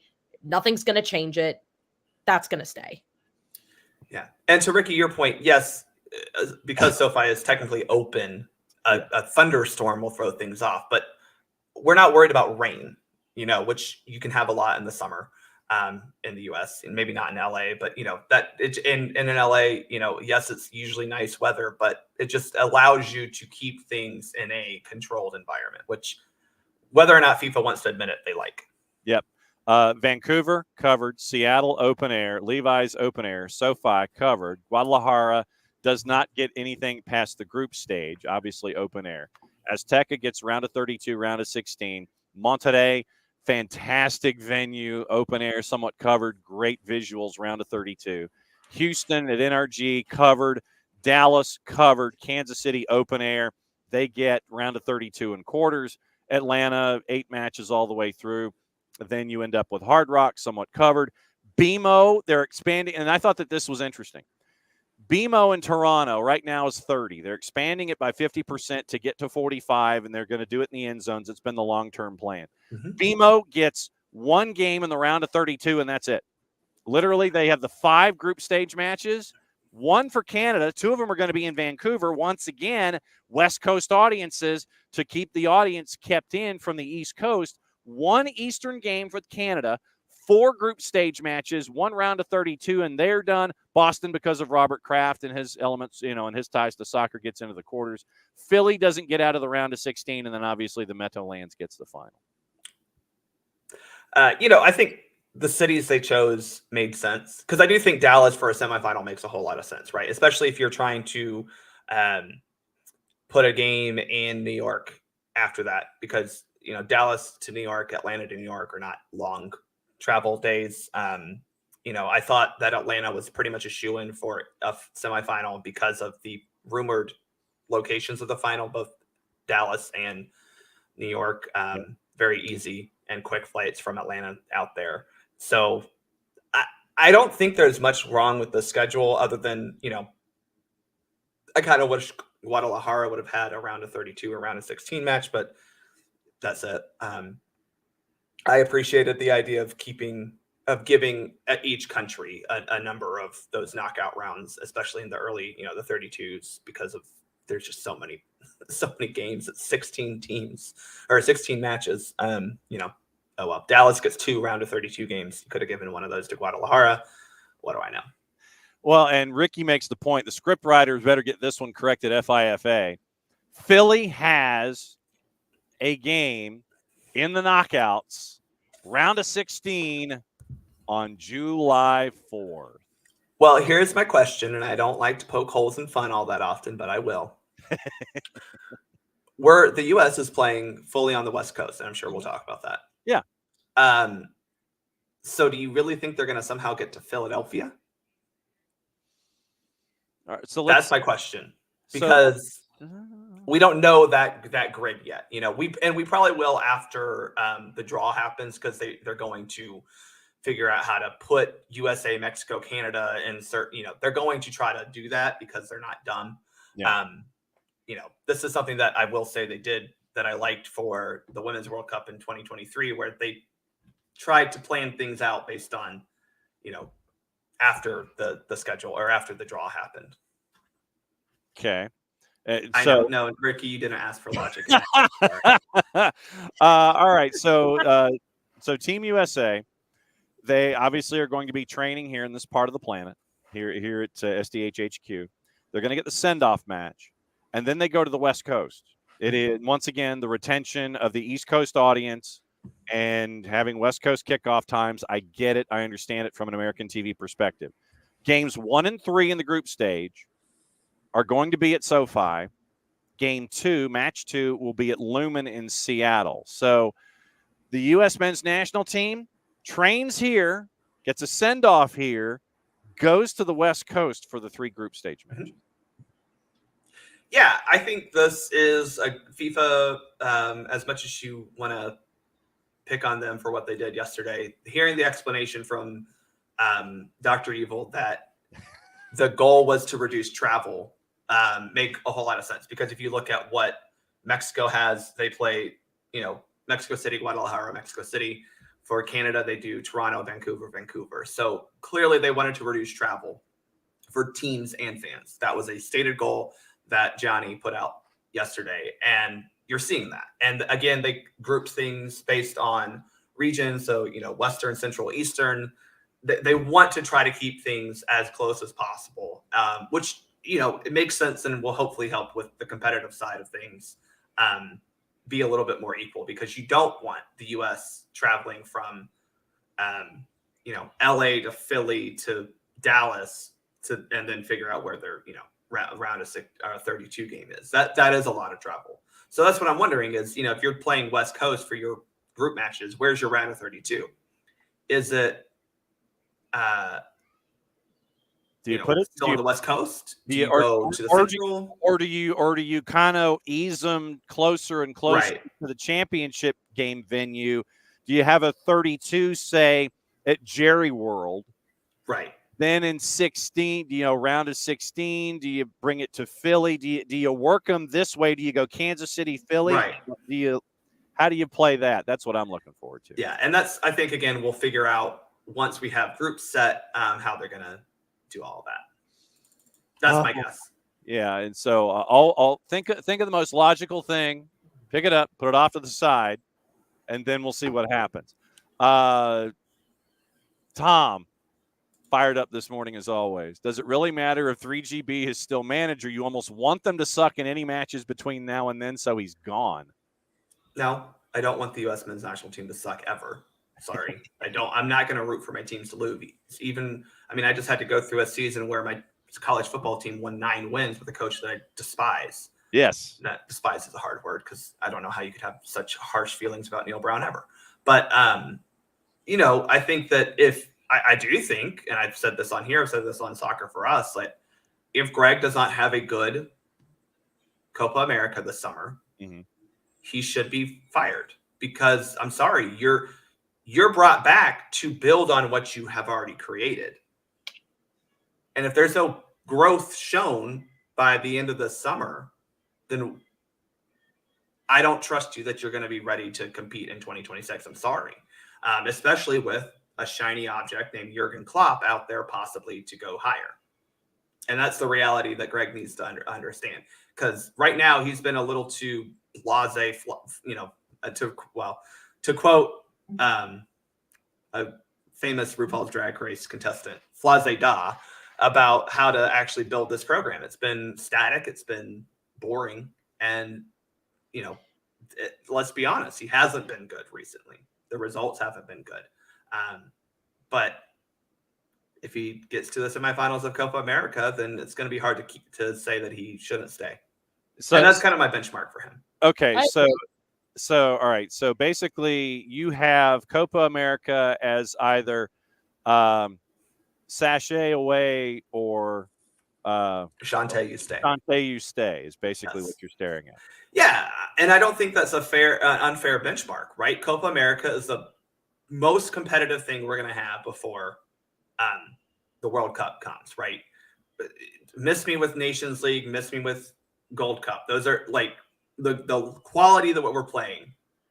I mean, freaking Uruguay is better than just about any CONCACAF team we're going to face outside of they are outside of maybe like Mexico's ranked higher. That's it. Did you see the I think it was Uruguay that played Argentina recently in the Olympic qualifiers down in CONMEBOL, the street fight that they were in? It was 3-3.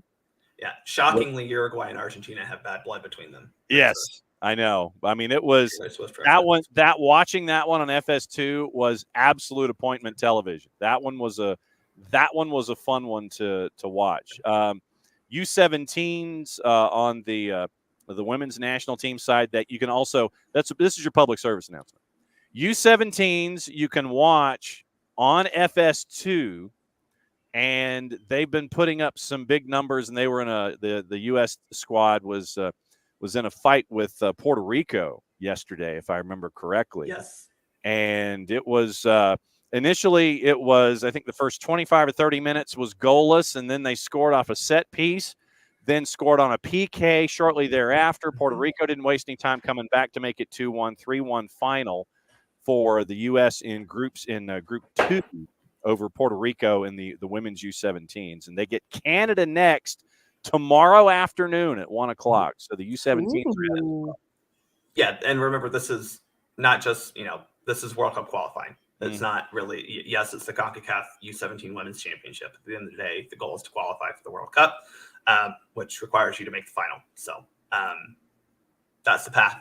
And luckily, they don't have to beat Canada. A draw gets them through as the winners of the group because of goal differential.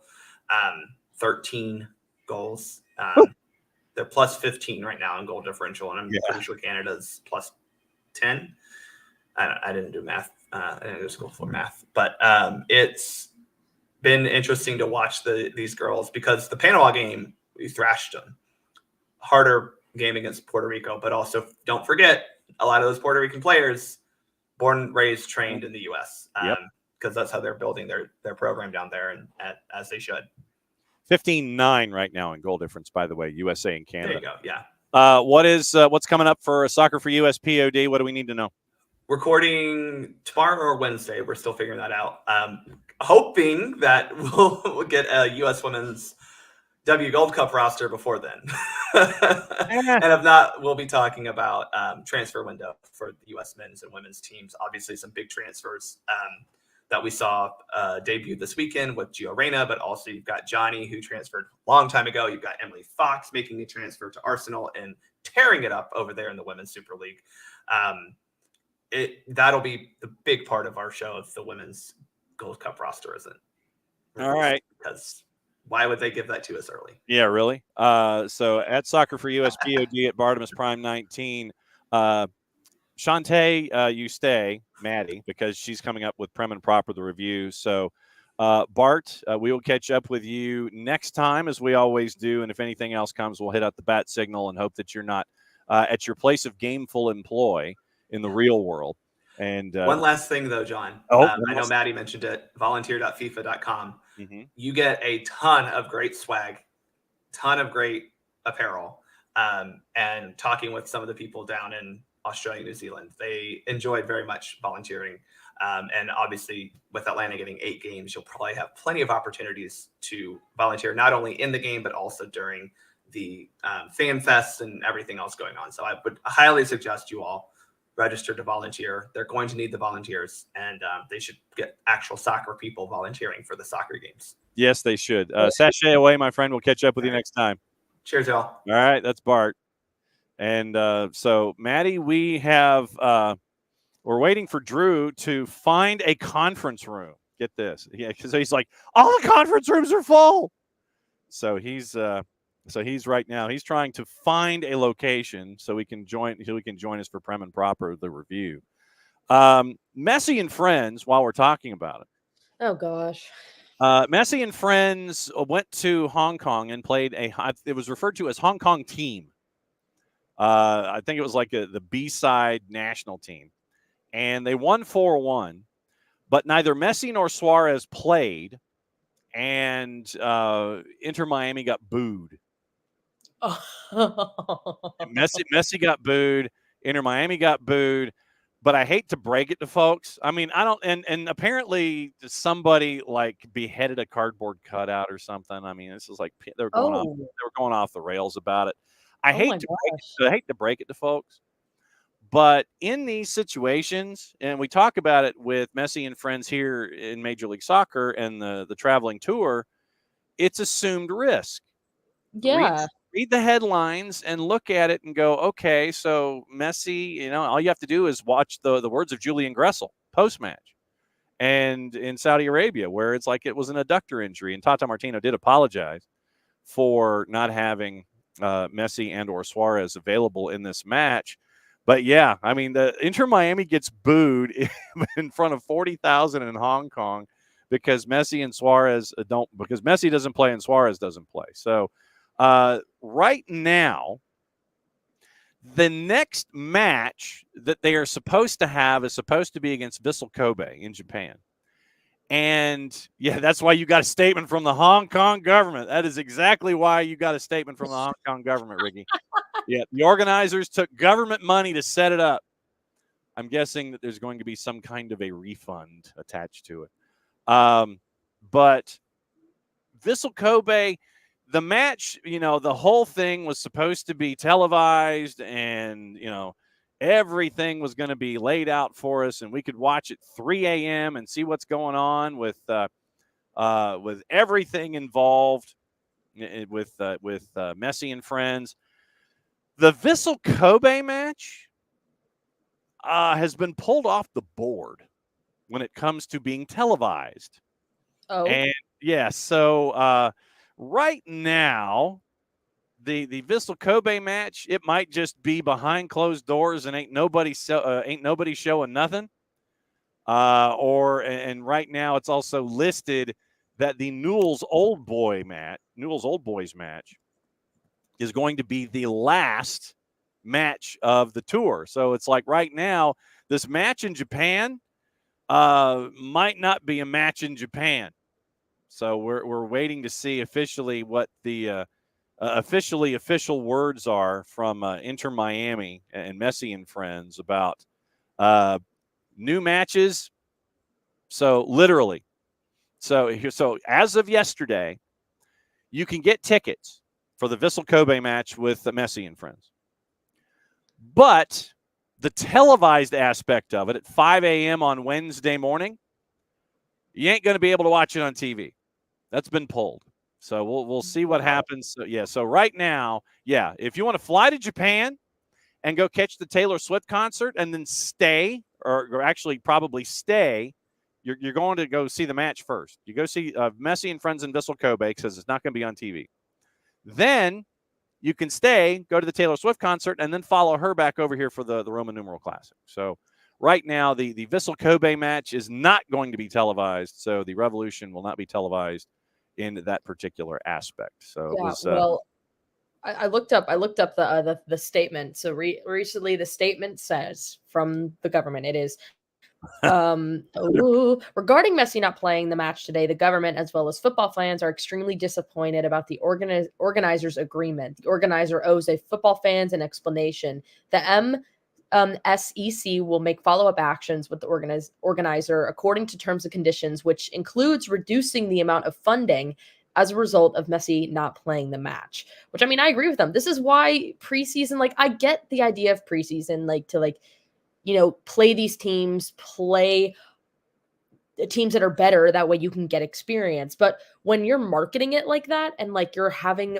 these going to these places, and these fans are like, oh my God, we're gonna get to see one of the greatest of all time come to our thing, and they market it like that, and then he doesn't play along with Suarez. I'm like, I kind of get it. I understand. I'd want a refund too. Yeah, and Ricky, and that's why Ricky's like, he thinks the match is not happening at all. Yeah, the Vissel Kobe match, maybe not. That's why it's behind closed doors right now. Ain't nobody. You can get tickets, you can see it.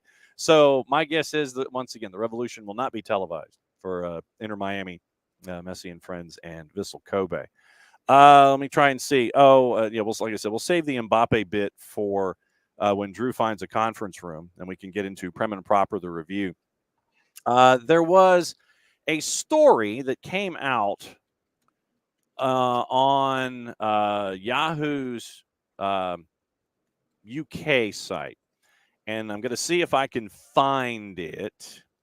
Yeah, so, all right, so go to end. Yes, accept all cookies, whatever, fine. All right, so Newcastle United's Miguel Almiron admission after a month of transfer talk. This comes from Scott Wilson over at Yahoo UK. And the words are, Miguel Almiron has not been adversely affected by the speculation over his future over the last couple of weeks. Once again, remember, he was subject to a transfer to Al-Shabaab in the league that we neither condone nor endorse nor promote. Eddie Howe adamant he did not want to lose one of his key attacking players. Talks broke down with the Paraguayan still as a part of Newcastle. Missed the FA Cup victory with illness. Back in the squad Tuesday for the win at Aston Villa. helped set up Newcastle's third goal, eventually deflected in by Alex Moreno. Jason Tyndall, confident his state of mind has not been affected by all the talk. Tyndall, who is standing in for Eddie Howe, said, "We spoke to Miggy a couple of times last week, and anyone who has come into contact with Miggy will know what an unbelievable lad he is. He's never a second problem, trains to his maximum every single day, and every time he puts on a Newcastle shirt, you can see the level of effort he always gives to the team and the club. He's fine. To come on at Newcastle when he was probably only 50% from a physical perspective because he was really under the weather for the previous few days. So to come out and deliver the performance he did, to run as much as he did, testament to him and his character." Yeah, he, in the 77th minute, Miggy had to kind of stop, and he really had to catch his breath right now with everything that was going on, coming back from illness. So Miggy, they love him, and so Callum Wilson was asked about it. Tyndall adamant that the current squad remains as focused and as unified as ever. So exceptional group of players in the changing room, very level-headed, very professional. Just touching on Miggy and Kieran Trippier, that goes for the whole group of players. Commitment to the football club's always been there. That won't change. So we'll see. We'll see what happens there. Okay, so public service once again. Twitch Pitch is on full alert. Rich Ransom helping us out with Jose Roberto Nunez, the Philadelphia Union beat reporter. And he says, Jose says this: "If I got this right, organizers of the event took government money to facilitate the event, fully knowing that Messi playing was key to the money being awarded as a grant. Messi and Suarez were injured. Tata never mentioned to the organizers that they wouldn't play. Game was held without warning fans that the main reason they were there was not going to feature. David Beckham booed during the award ceremony. Tata Martino acknowledges the failure and letting folks know Messi was not going to play. Vissel Kobe Wednesday morning after embarrassing losses and a win in Hong Kong." And so Nunez says, "Yep, this preseason tour is going great, leaving a wonderful image of MLS to the rest of the world. Well done, Inter Miami." Okay, well, there are a couple of things here. It's not anybody that wants to make a blanket assessment about Major League Soccer needs to just focus specifically on what's going on. Look, as we've said before, in these situations, you end up with the possibility folks may not play. This, to me, if what Nunez is saying, organizers of the event took government money to facilitate the event, fully knowing Messi was key. So this, to me, falls on the organizers for sitting there and banking on the idea, yeah, Messi will play, because I think part of the deal in Saudi Arabia was that the appearance fee was tied to Messi playing. That's why he only played like 7 minutes at the end of the second match, just to give the cameo to fulfill the obligation of the contract in Saudi Arabia. So if the organizers in Hong Kong took government money banking on the idea that Messi will play, that's on the organizers. And I agree with you, because I do think it is. I don't think you can plan a full spectator event based off of one person. I mean, look what happened with Atlanta when Messi was coming here. Things went skyrocketed, and then everyone found out he wasn't playing. The tickets were like originally for just standing room were like what, like $100, yeah, and now they were like what, $15. Like, look, it happens there. But I also put some blame on Miami, because why, Tata, why the front office, why did no one communicate with the organizers? Hey, you had time to communicate, be like, hey, they're injured, they're not going to play, we need to rest them. And then you go from there. Why did they not say anything? That is my issue, because there has to be that two-way communication there. And also, too, I mean, let's not pretend that Miami probably wasn't marketing off the fact that, hey, they're going to have a whole bunch of stadiums there. And, if Messi doesn't play, you know what? Bygones be bygones. But I do agree that the organizers banking, because soccer's unpredictable. You'll have a player who, needs to sit out for a game because they've been going nonstop. It's preseason for Major Yeah, League it's preseason. Like, that's another issue, is this whole world tour that Miami is doing is so crazy and elaborate, where it doesn't make any sense. I'm like, it's preseason. You're trying new things. You're doing this stuff. Why are you banking on all of your star players playing so early on, getting these crazy minutes, traveling all over the world? It makes no sense. Well, and Rich says, I have still people telling me Miami with its 4 close to 40-year-olds have more talent in their faded knees than all of MLS and will run away and win everything this year. They will. No. Because, I mean, well, first and foremost, as what we've always said here on the show, take the over. I mean, legitimately, take the over in every match involving Messi and friends this season. Legitimately. Messi and friends take the over. I don't care. They have no back line. Like, and this is my thing, is I think people put way too much emphasis of like, oh, they have Messi, they're going to dominate. Messi's one person. Soccer is a game of 11 players on that pitch. Messi cannot run around and do what Messi does without the rest of his team backing him up with that. If he doesn't have that, they're not going to do well. And we've seen that. They've lost to what? 6-0? 6-1? Was it 6-1? 6-0? I don't remember. When? One of the preseason matches. I don't remember which one. The one where they got absolutely blown out. Yeah, it was Yeah. you had the 4-3, and then you had the 6-1, and the second one in that series in Saudi Arabia. Yeah, Yeah. Like, come on. Like, he's one person. So is Suarez. Like, you have these players that are good. I'm not saying they're not good. They're great. But soccer is a game of 11 players. They're north of 30 on their bad knees. Like, I mean, soccer is a game of 11 players. You cannot play soccer with 2 people. Like, the fact that they're spending so much time on this of those 3 players and not focusing any of their back line, I'm sorry, they're not going to have a well-formed team going into the MLS season, and they're going to realize it, and it's going to be too late for them to change anything. Yeah. To Alex's point, we have no idea whether Miami communicated with the event organizers. Maybe they did, and the organizers chose not to disclose to the fans. Yes, Tata did allude to it in the post-match presser, but once again, we don't know what we don't know when it comes to these conversations behind the scenes. Tata alluded to, not letting the folks know ahead of time. And then, like I said, that was part of his post-match press conference, but we don't know any of the inner workings in between the time that they were in the air from Saudi Arabia to the point where they arrived in Hong Kong. We don't know if they practiced in Hong Kong, what notice might have been. We don't know anything about that. Tata, though, did allude to it, and he did apologize in his post-match press conference. But yeah, Michael, I mean, Michael had the point is that the point that's the point. The tour is absurd. Well, but that's the thing. It is about marketing Messi and friends internationally, and Major League Soccer is along, trying to grab the comet by the tail here. When you have Messi and Suarez and Busquets and Jordi Alba, and that's what you say, hey, let's do a barnstorming tour to expand the brand of Messi and friends. That is exactly what this is all about. I would love to know from a marketing perspective what the merchandise sales have been like. So that to me, it's all about the expansion of the brand of Messi and friends. So like legitimately, and Rich, once again, not keeping in mind, our resident Philadelphia Union fan, for those that are new to the show. Not keeping in mind, Messi will miss months with Argentina. Suarez and Busquets have no knees, and Alba's useless without Messi. But hey, all of MLS sucks because these 4 are so great. Miami spends money when other teams don't. The thing about Messi and friends, they have no back line. Drake Callender will be, literally, Drake Callender is going to be a guy who's going to be trying to stop leaks in the wall all season long. He's going to be trying to find any free finger on those gloved hands of his, and he's going to try to sit there and put a finger in the wall to keep the water from coming out.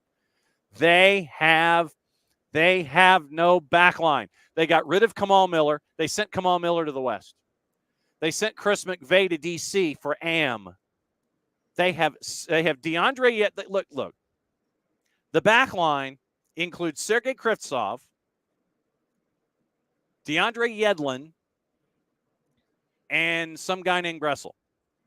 If they do a 5-3-2, if they put 5 at the back to try to help things out offensively, and Gressel's a wing back up the right. Gressel is a defensive liability. DeAndre Yedlin's heart will explode from all the running that he's going to have to do this season. Sergei Krivtsov at the back. I think Avalos will be a part of the discussion at the back. Literally, what you got to see in Saudi Arabia. You get it over the top. Noah Allen is going to have to sit there and try and chase folks down. It was supposed to be Benjamin Kremoski who's going to be there helping out to, Messi and the midfield going back and forth defensively. Kremoski's out with a sports hernia. It looks like it's going to have to be Noah Allen doing the young man run duty. Morning forecast. Not a slow morning at all. Not a slow morning at all. And we've been discussing the 2026 bids. We've been discussing all the other things that are like, kind of hanging out, talking about Atlanta, talking about Atlanta United and Memphis. We'll do a little bit more of that in the A block tomorrow morning, where we'll catch up with some of the sound from both Stephen Glass and from some of the players. We'll do that tomorrow morning. But we're waiting on Drew Dickinson to find a conference room so he can come in, and we'll do prim and proper the review. But right now we're talking about Messi and friends in Hong Kong and people booing and all that kind of stuff. So Dell's back after his meeting. But, Messi and friends are going to have problems at the back. So, literally, over the top, Noah Allen's going to have to try to sit there and chase and try to catch defenders looking back over his shoulder. Take the over every single time. Miami, for me, is not going to win the East. Schedule compression means that folks won't play. Multiple competition means that folks won't play. Bottom line, they're not the best team in the East. No, not by long. No, Dell with the major question, by the way. No, I have not, Dell. I have not received it.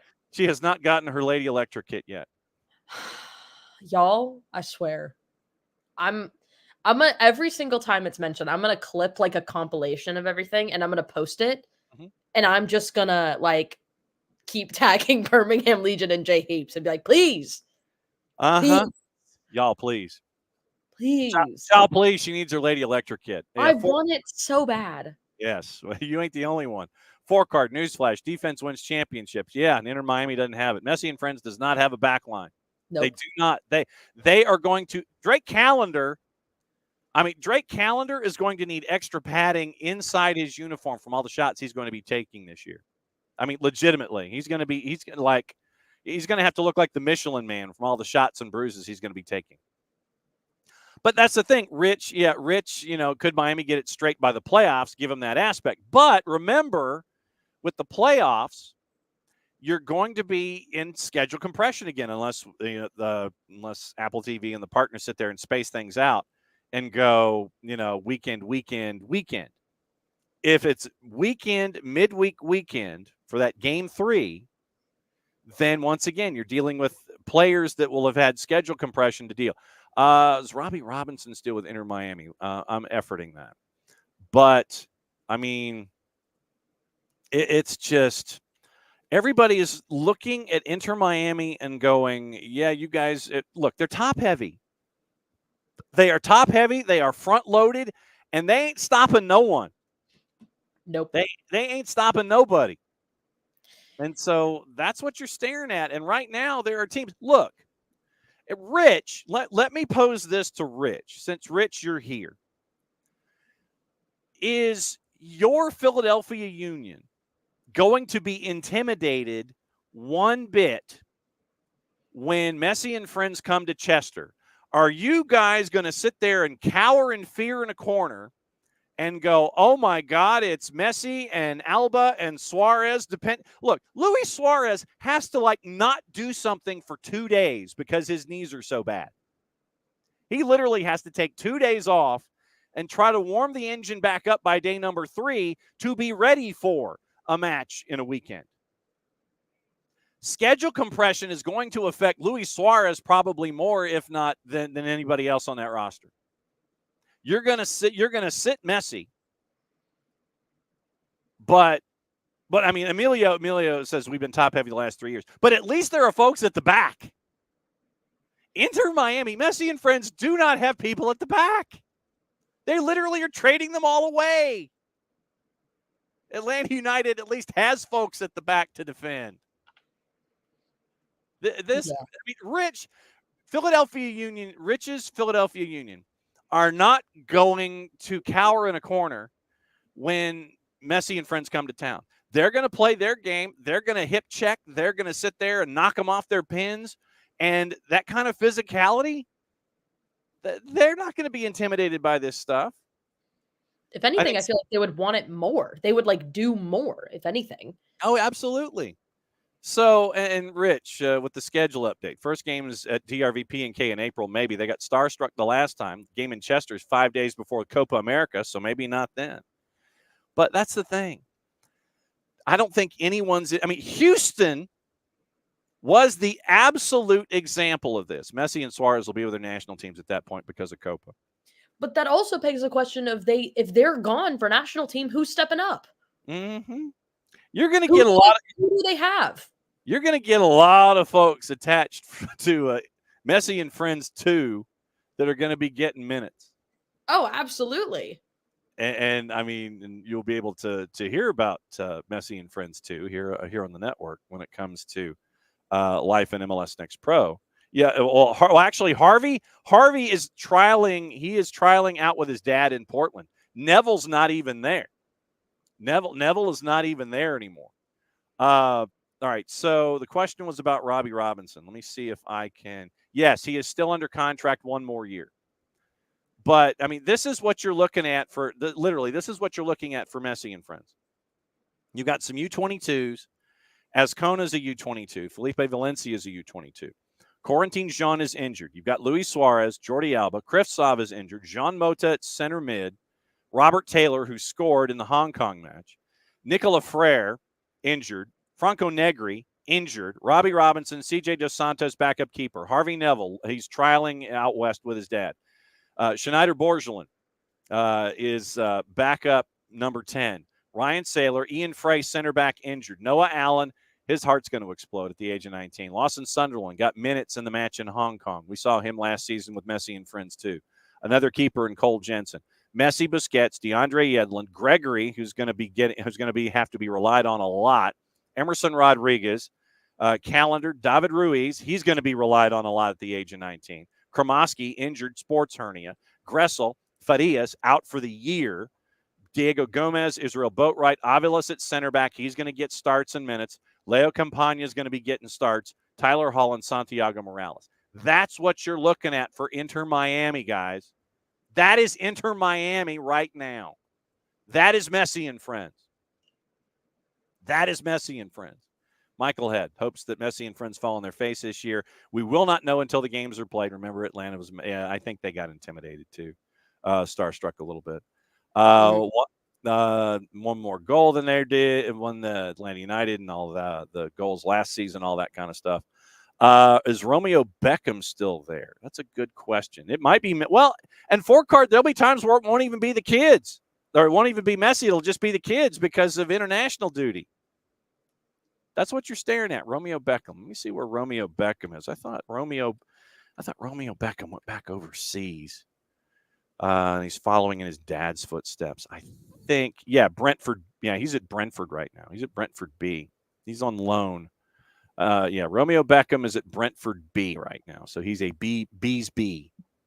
So that's what, absolutely. All right. So 7 minutes to go. And we have yet to talk about the Premier League. So let's talk about the Premier League before we go. Let's get into Prem and Proper, the review. So from 30,000 feet from the weekend, what stuck in your mind? Ooh, I mean, on Saturday, wasn't able to watch a lot of it, obviously, because we were up in Athens doing all that stuff. But looking at, I mean, obviously, unfortunately, Newcastle, Listen. I don't know. They tied 4-4. That's all you need to know. Uh-huh. But I mean, looking at it, I mean, probably the standout for me is Arsenal and Liverpool, 110%. I mean, that going into it, I knew it was going to be a good match just because you have the number 1 and the number 3. But it was an interesting game to watch, and that is very true. Yeah, Chelsea is awful. Like, we're just gonna set that record straight. Chelsea was bad. Oh yeah, Alex, Newcastle and Luton. That was on the good stuff. Newcastle and Luton was absolutely on the good stuff. That match was wacky on the junk. Oh, absolutely. It was crazy. I think when I was in the car driving to Athens, I have it set so I get like notifications and it goes through. And so, I'm watching and, everything's all great. And I see that we score in the 7th minute. So I go, oh my God, this is amazing. We scored. We're in the lead. And then they score. And then we score again. And then they score. Yeah. Then it was back 4. to us. Uh-huh. Oh my God. Yep. And then it just kept going back and forth, back and forth. And they told 2 friends and so on and so on. It was 4-2. You came back to tie it at 4. Yes. Ricky says Villa was taking out the trash. Sheffield United is not a very good team. And they're in serious trouble. And, they've only won, I think, 2 of their first 22. And odds are, that when I was looking at things and we all looked at things at the beginning of the season, who's going to get relegated, I had Sheffield United, Burnley in a third. And so at least Burnley's putting up a fight, but they would under Vincent Kompany, got a good point earned against Fulham in a 2-2 draw. Villa shut out Sheffield United 5-0. It was over. I think it was 4-0 at the break. Wasn't even that competitive. Brighton put up 4 on Crystal Palace. Everybody's looking at Roy Hodgson again. Everybody knows that Steve Cooper is kind of hanging out, waiting for that to happen. Everton and Spurs had a bit of nuts attached to it, but Richarlison scoring twice. That was big. Bournemouth and Forest. Gio Reyna makes his debut for Nottingham Forest thanks to his agent Jorge Mendes and the owner Evangelinas Marinakis. So Gio Reyna is now giving folks a reason to watch Nottingham Forest for the remainder of the year. Oh, yeah. And I mean, it also begs the question, too, of like the goalkeeper situation going up on there. That whole situation is crazy. Because, I mean, they gave up a goal within the first 5 minutes. Yeah. His Turner's replacement comes in and gives up a goal like that. If you're at Turner, you're kind of like, okay, well, listen, it's not just me. It's like, hey, bruh, welcome to the Premier League. Literally, I mean, that's interesting. And then that game was a lot of fun. I watched that one in the morning from Athens. I was still with family and we were watching it. And it was crazy. I liked it. I got to see him come on. I'm excited to see what Gio can do up there. It'll be interesting to see how he kind of fits into everything going on over there. Because I was kind of confused where he would fit in kind of in that aspect, but I think he's going to bring a good amount of support that Nottingham does need. Wherever Jorge Mendes says he's going to fit in is where he's going to fit in. He's going to fit in. He's going to make it work. I will say, I didn't know if there was there was a red card shown for Bournemouth. I watched that. It was a very clear red card. I watched the replay back and he went in studs up. You just can't do that. The ref was right there too. Yeah, you can't stomp on a dude's Achilles like that. No, you can't do that. That's just something you can't do. Because originally I saw it and I didn't see the replay. All I saw was he went down and then red card. And I was like, whoa. Mm-hmm. And then they showed the replay and it also didn't help that the ref was literally right there. Yeah. Saw the entire thing. So obviously hard. Wolves punched out Chelsea 4-2, and apparently now Thiago Silva's wife is calling for a managerial change. She's calling for Pochettino to be out. Manchester United drew as well. I mean, it's player's wife. Manchester United beats West Ham 3-0, and the on-off love hatred of David Moyes continues there. And then Arsenal 3-1 on Liverpool today. It is Manchester City and Brentford at the G-Tech. And in that one, obviously, the juice boxes are very, stunted into City's favor. And I know that Dell and I get into conversations about fantasy. Dell posted a video of Gio coming in on the 280-character app, and they blocked his account. Manchester City at the G-Tech is a -278. Brentford's a +727 in the composite, courtesy of our friends at Odds Portal. And the draw option is a +451. Right now, with the chaos up top, Liverpool is at 51 points. Arsenal second at 49.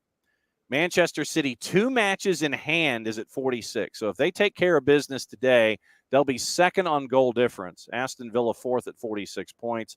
And Spurs close out group number 1 at 44 points there in 5th. Group number 2 starts at Manchester United in 6th. And that carries it all the way down past Chelsea, who's at 31 points in 11th.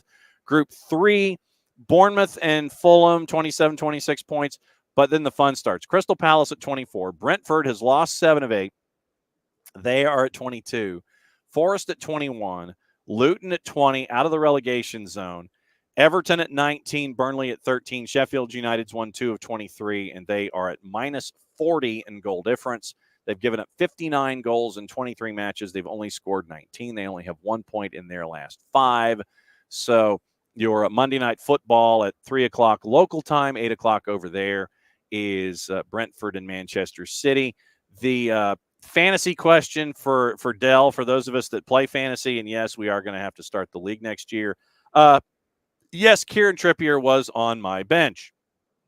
So getting his points is going to be determined by a combination of either Haaland, Julian Alvarez, or Phil Foden not starting or playing. So, yeah, Ollie Watkins had him, had Gordon, Bowen, Louise, but then my back line was White, Zinchenko, and Virgil, and that didn't get me anywhere. Bernd Leno was my keeper, and so I got virtually no points from anyone. And, yeah, I've captained Haaland. I have Foden, and I have Alvarez. I do not have Ivan Toney today. So that is that's how things look there. What to watch and where to watch it before we get out of here. And maybe Drew will have found a conference room by next week. And we'll see what's going on with Drew. But we know that he's very, very happy with what happened with Manchester United. The soccer on the tube today. Games in the Premier League, Serie A, etc. Okay, so the U17 Women's Championship, CONCACAF, Costa Rica, El Salvador, FS2, 1 o'clock. Brentford, Manchester City is on USA at 3. Deportes, ESPN Deportes, Rayo Vallecano, Sevilla at 3. Goal TV, Peñarol, Boston River at 6:30 on Uruguayan Cup. Universo is your simulcast for Brentford, Manchester City. On the ESPN Plus, La Liga simulcast. Fox Soccer Plus, 4 o'clock, Mexico and Haiti in the U17s. It is Golazo Network, Roma and Cagliari at 2:45. And Paramount Plus has 5 matches in the Argentine Copa de la Liga. Doubleheader at 3, 1 at 5:15, doubleheader at 7:30. Lanús is on at 3 o'clock. Union Santa Fe San Lorenzo at 3. Tigre Boca Juniors at 5:15. Bonfield is on at 7:30. Racing Club and Estudiantes at 7:30. Serie A, Roma, and Cagliari is at 2:45. Question before we go from Ricky. Is this the final chapter of the Mbappe saga? I wouldn't bet on it, but I hope so. I think the answer is, of course, Ricky, it is not the final chapter. Everything with any megastar is always going to be a saga. So it looks like Real Madrid. It looks like for less money, but it looks like he's still leaving, Maddie. Yeah, I agree. I don't think it's going to be over anytime soon. But yeah, it's going to be interesting to see where everything falls. And I want to know what the price point is. That's what I'm staring at here. Decides to join Real Madrid after the contract expires. He's going to be on the move this summer. La Parisienne, 4-letter, unnamed sources. He's been linked there over the last couple of years. According to the 4-letter, he has not informed PSG or Real Madrid of the decision, but is expected to make an announcement this week. Of course, this week might end up being next week. But he said, remember, he would not renew his contract at PSG, so he's going to leave on a free, and so now he's inside the 6-month window and can sign a pre-contract with anybody he damn well wants. And so PSG ain't getting nothing on the deal other than getting a big contract off the books.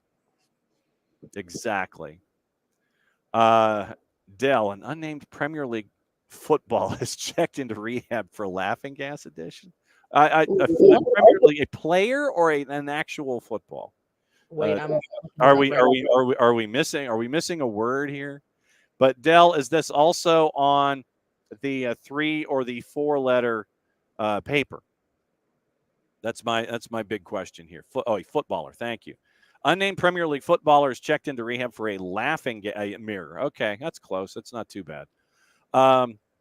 So we'll keep an eye on that. Laughing gas addiction? Okay. What? That's so strange. That is very, very strange.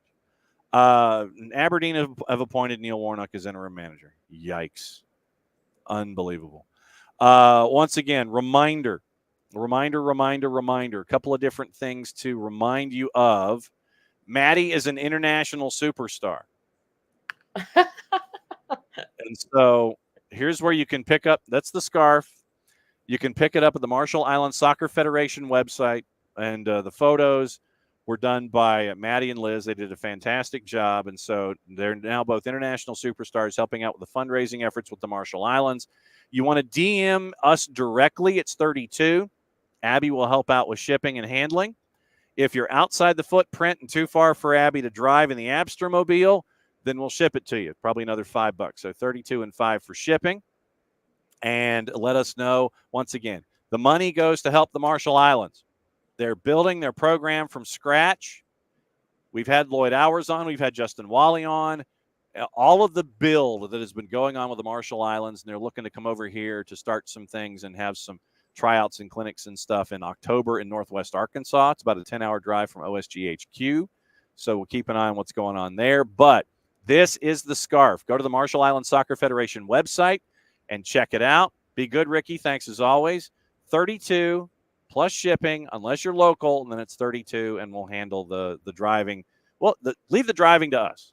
And so that's what it is. So now this was a fun project, and major kudos to Maddie and Liz for doing the photos on the website. Those photos, that's Maddie and Liz, and the story is from Nick, and great stuff from our friends at the Marshall Islands. We're looking to catch up with them in short order to discuss what's going on, and hopefully you can be a part of the growth of the Marshall Islands Soccer Federation as well.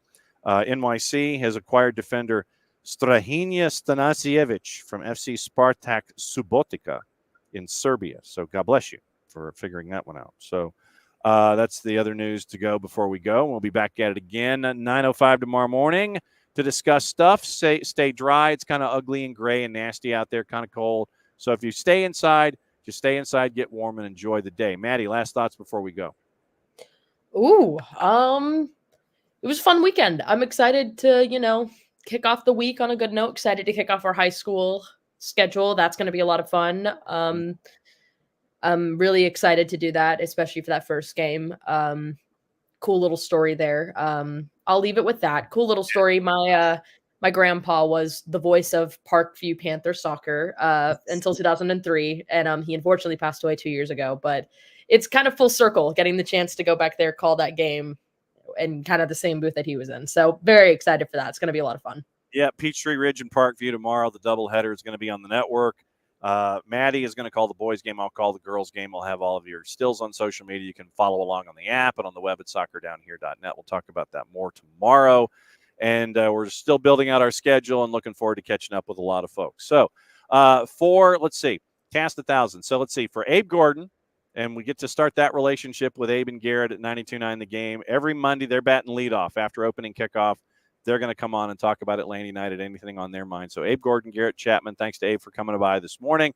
Thanks to Bart, as always, for dropping by in hour number 2 to talk to Swifties and discuss things having to do with the national team and the bid. And Maddie, as always, Maddie Cruz on the ones and twos. Maddie, thanks for hanging out with us once again. We'll be back at it again tomorrow.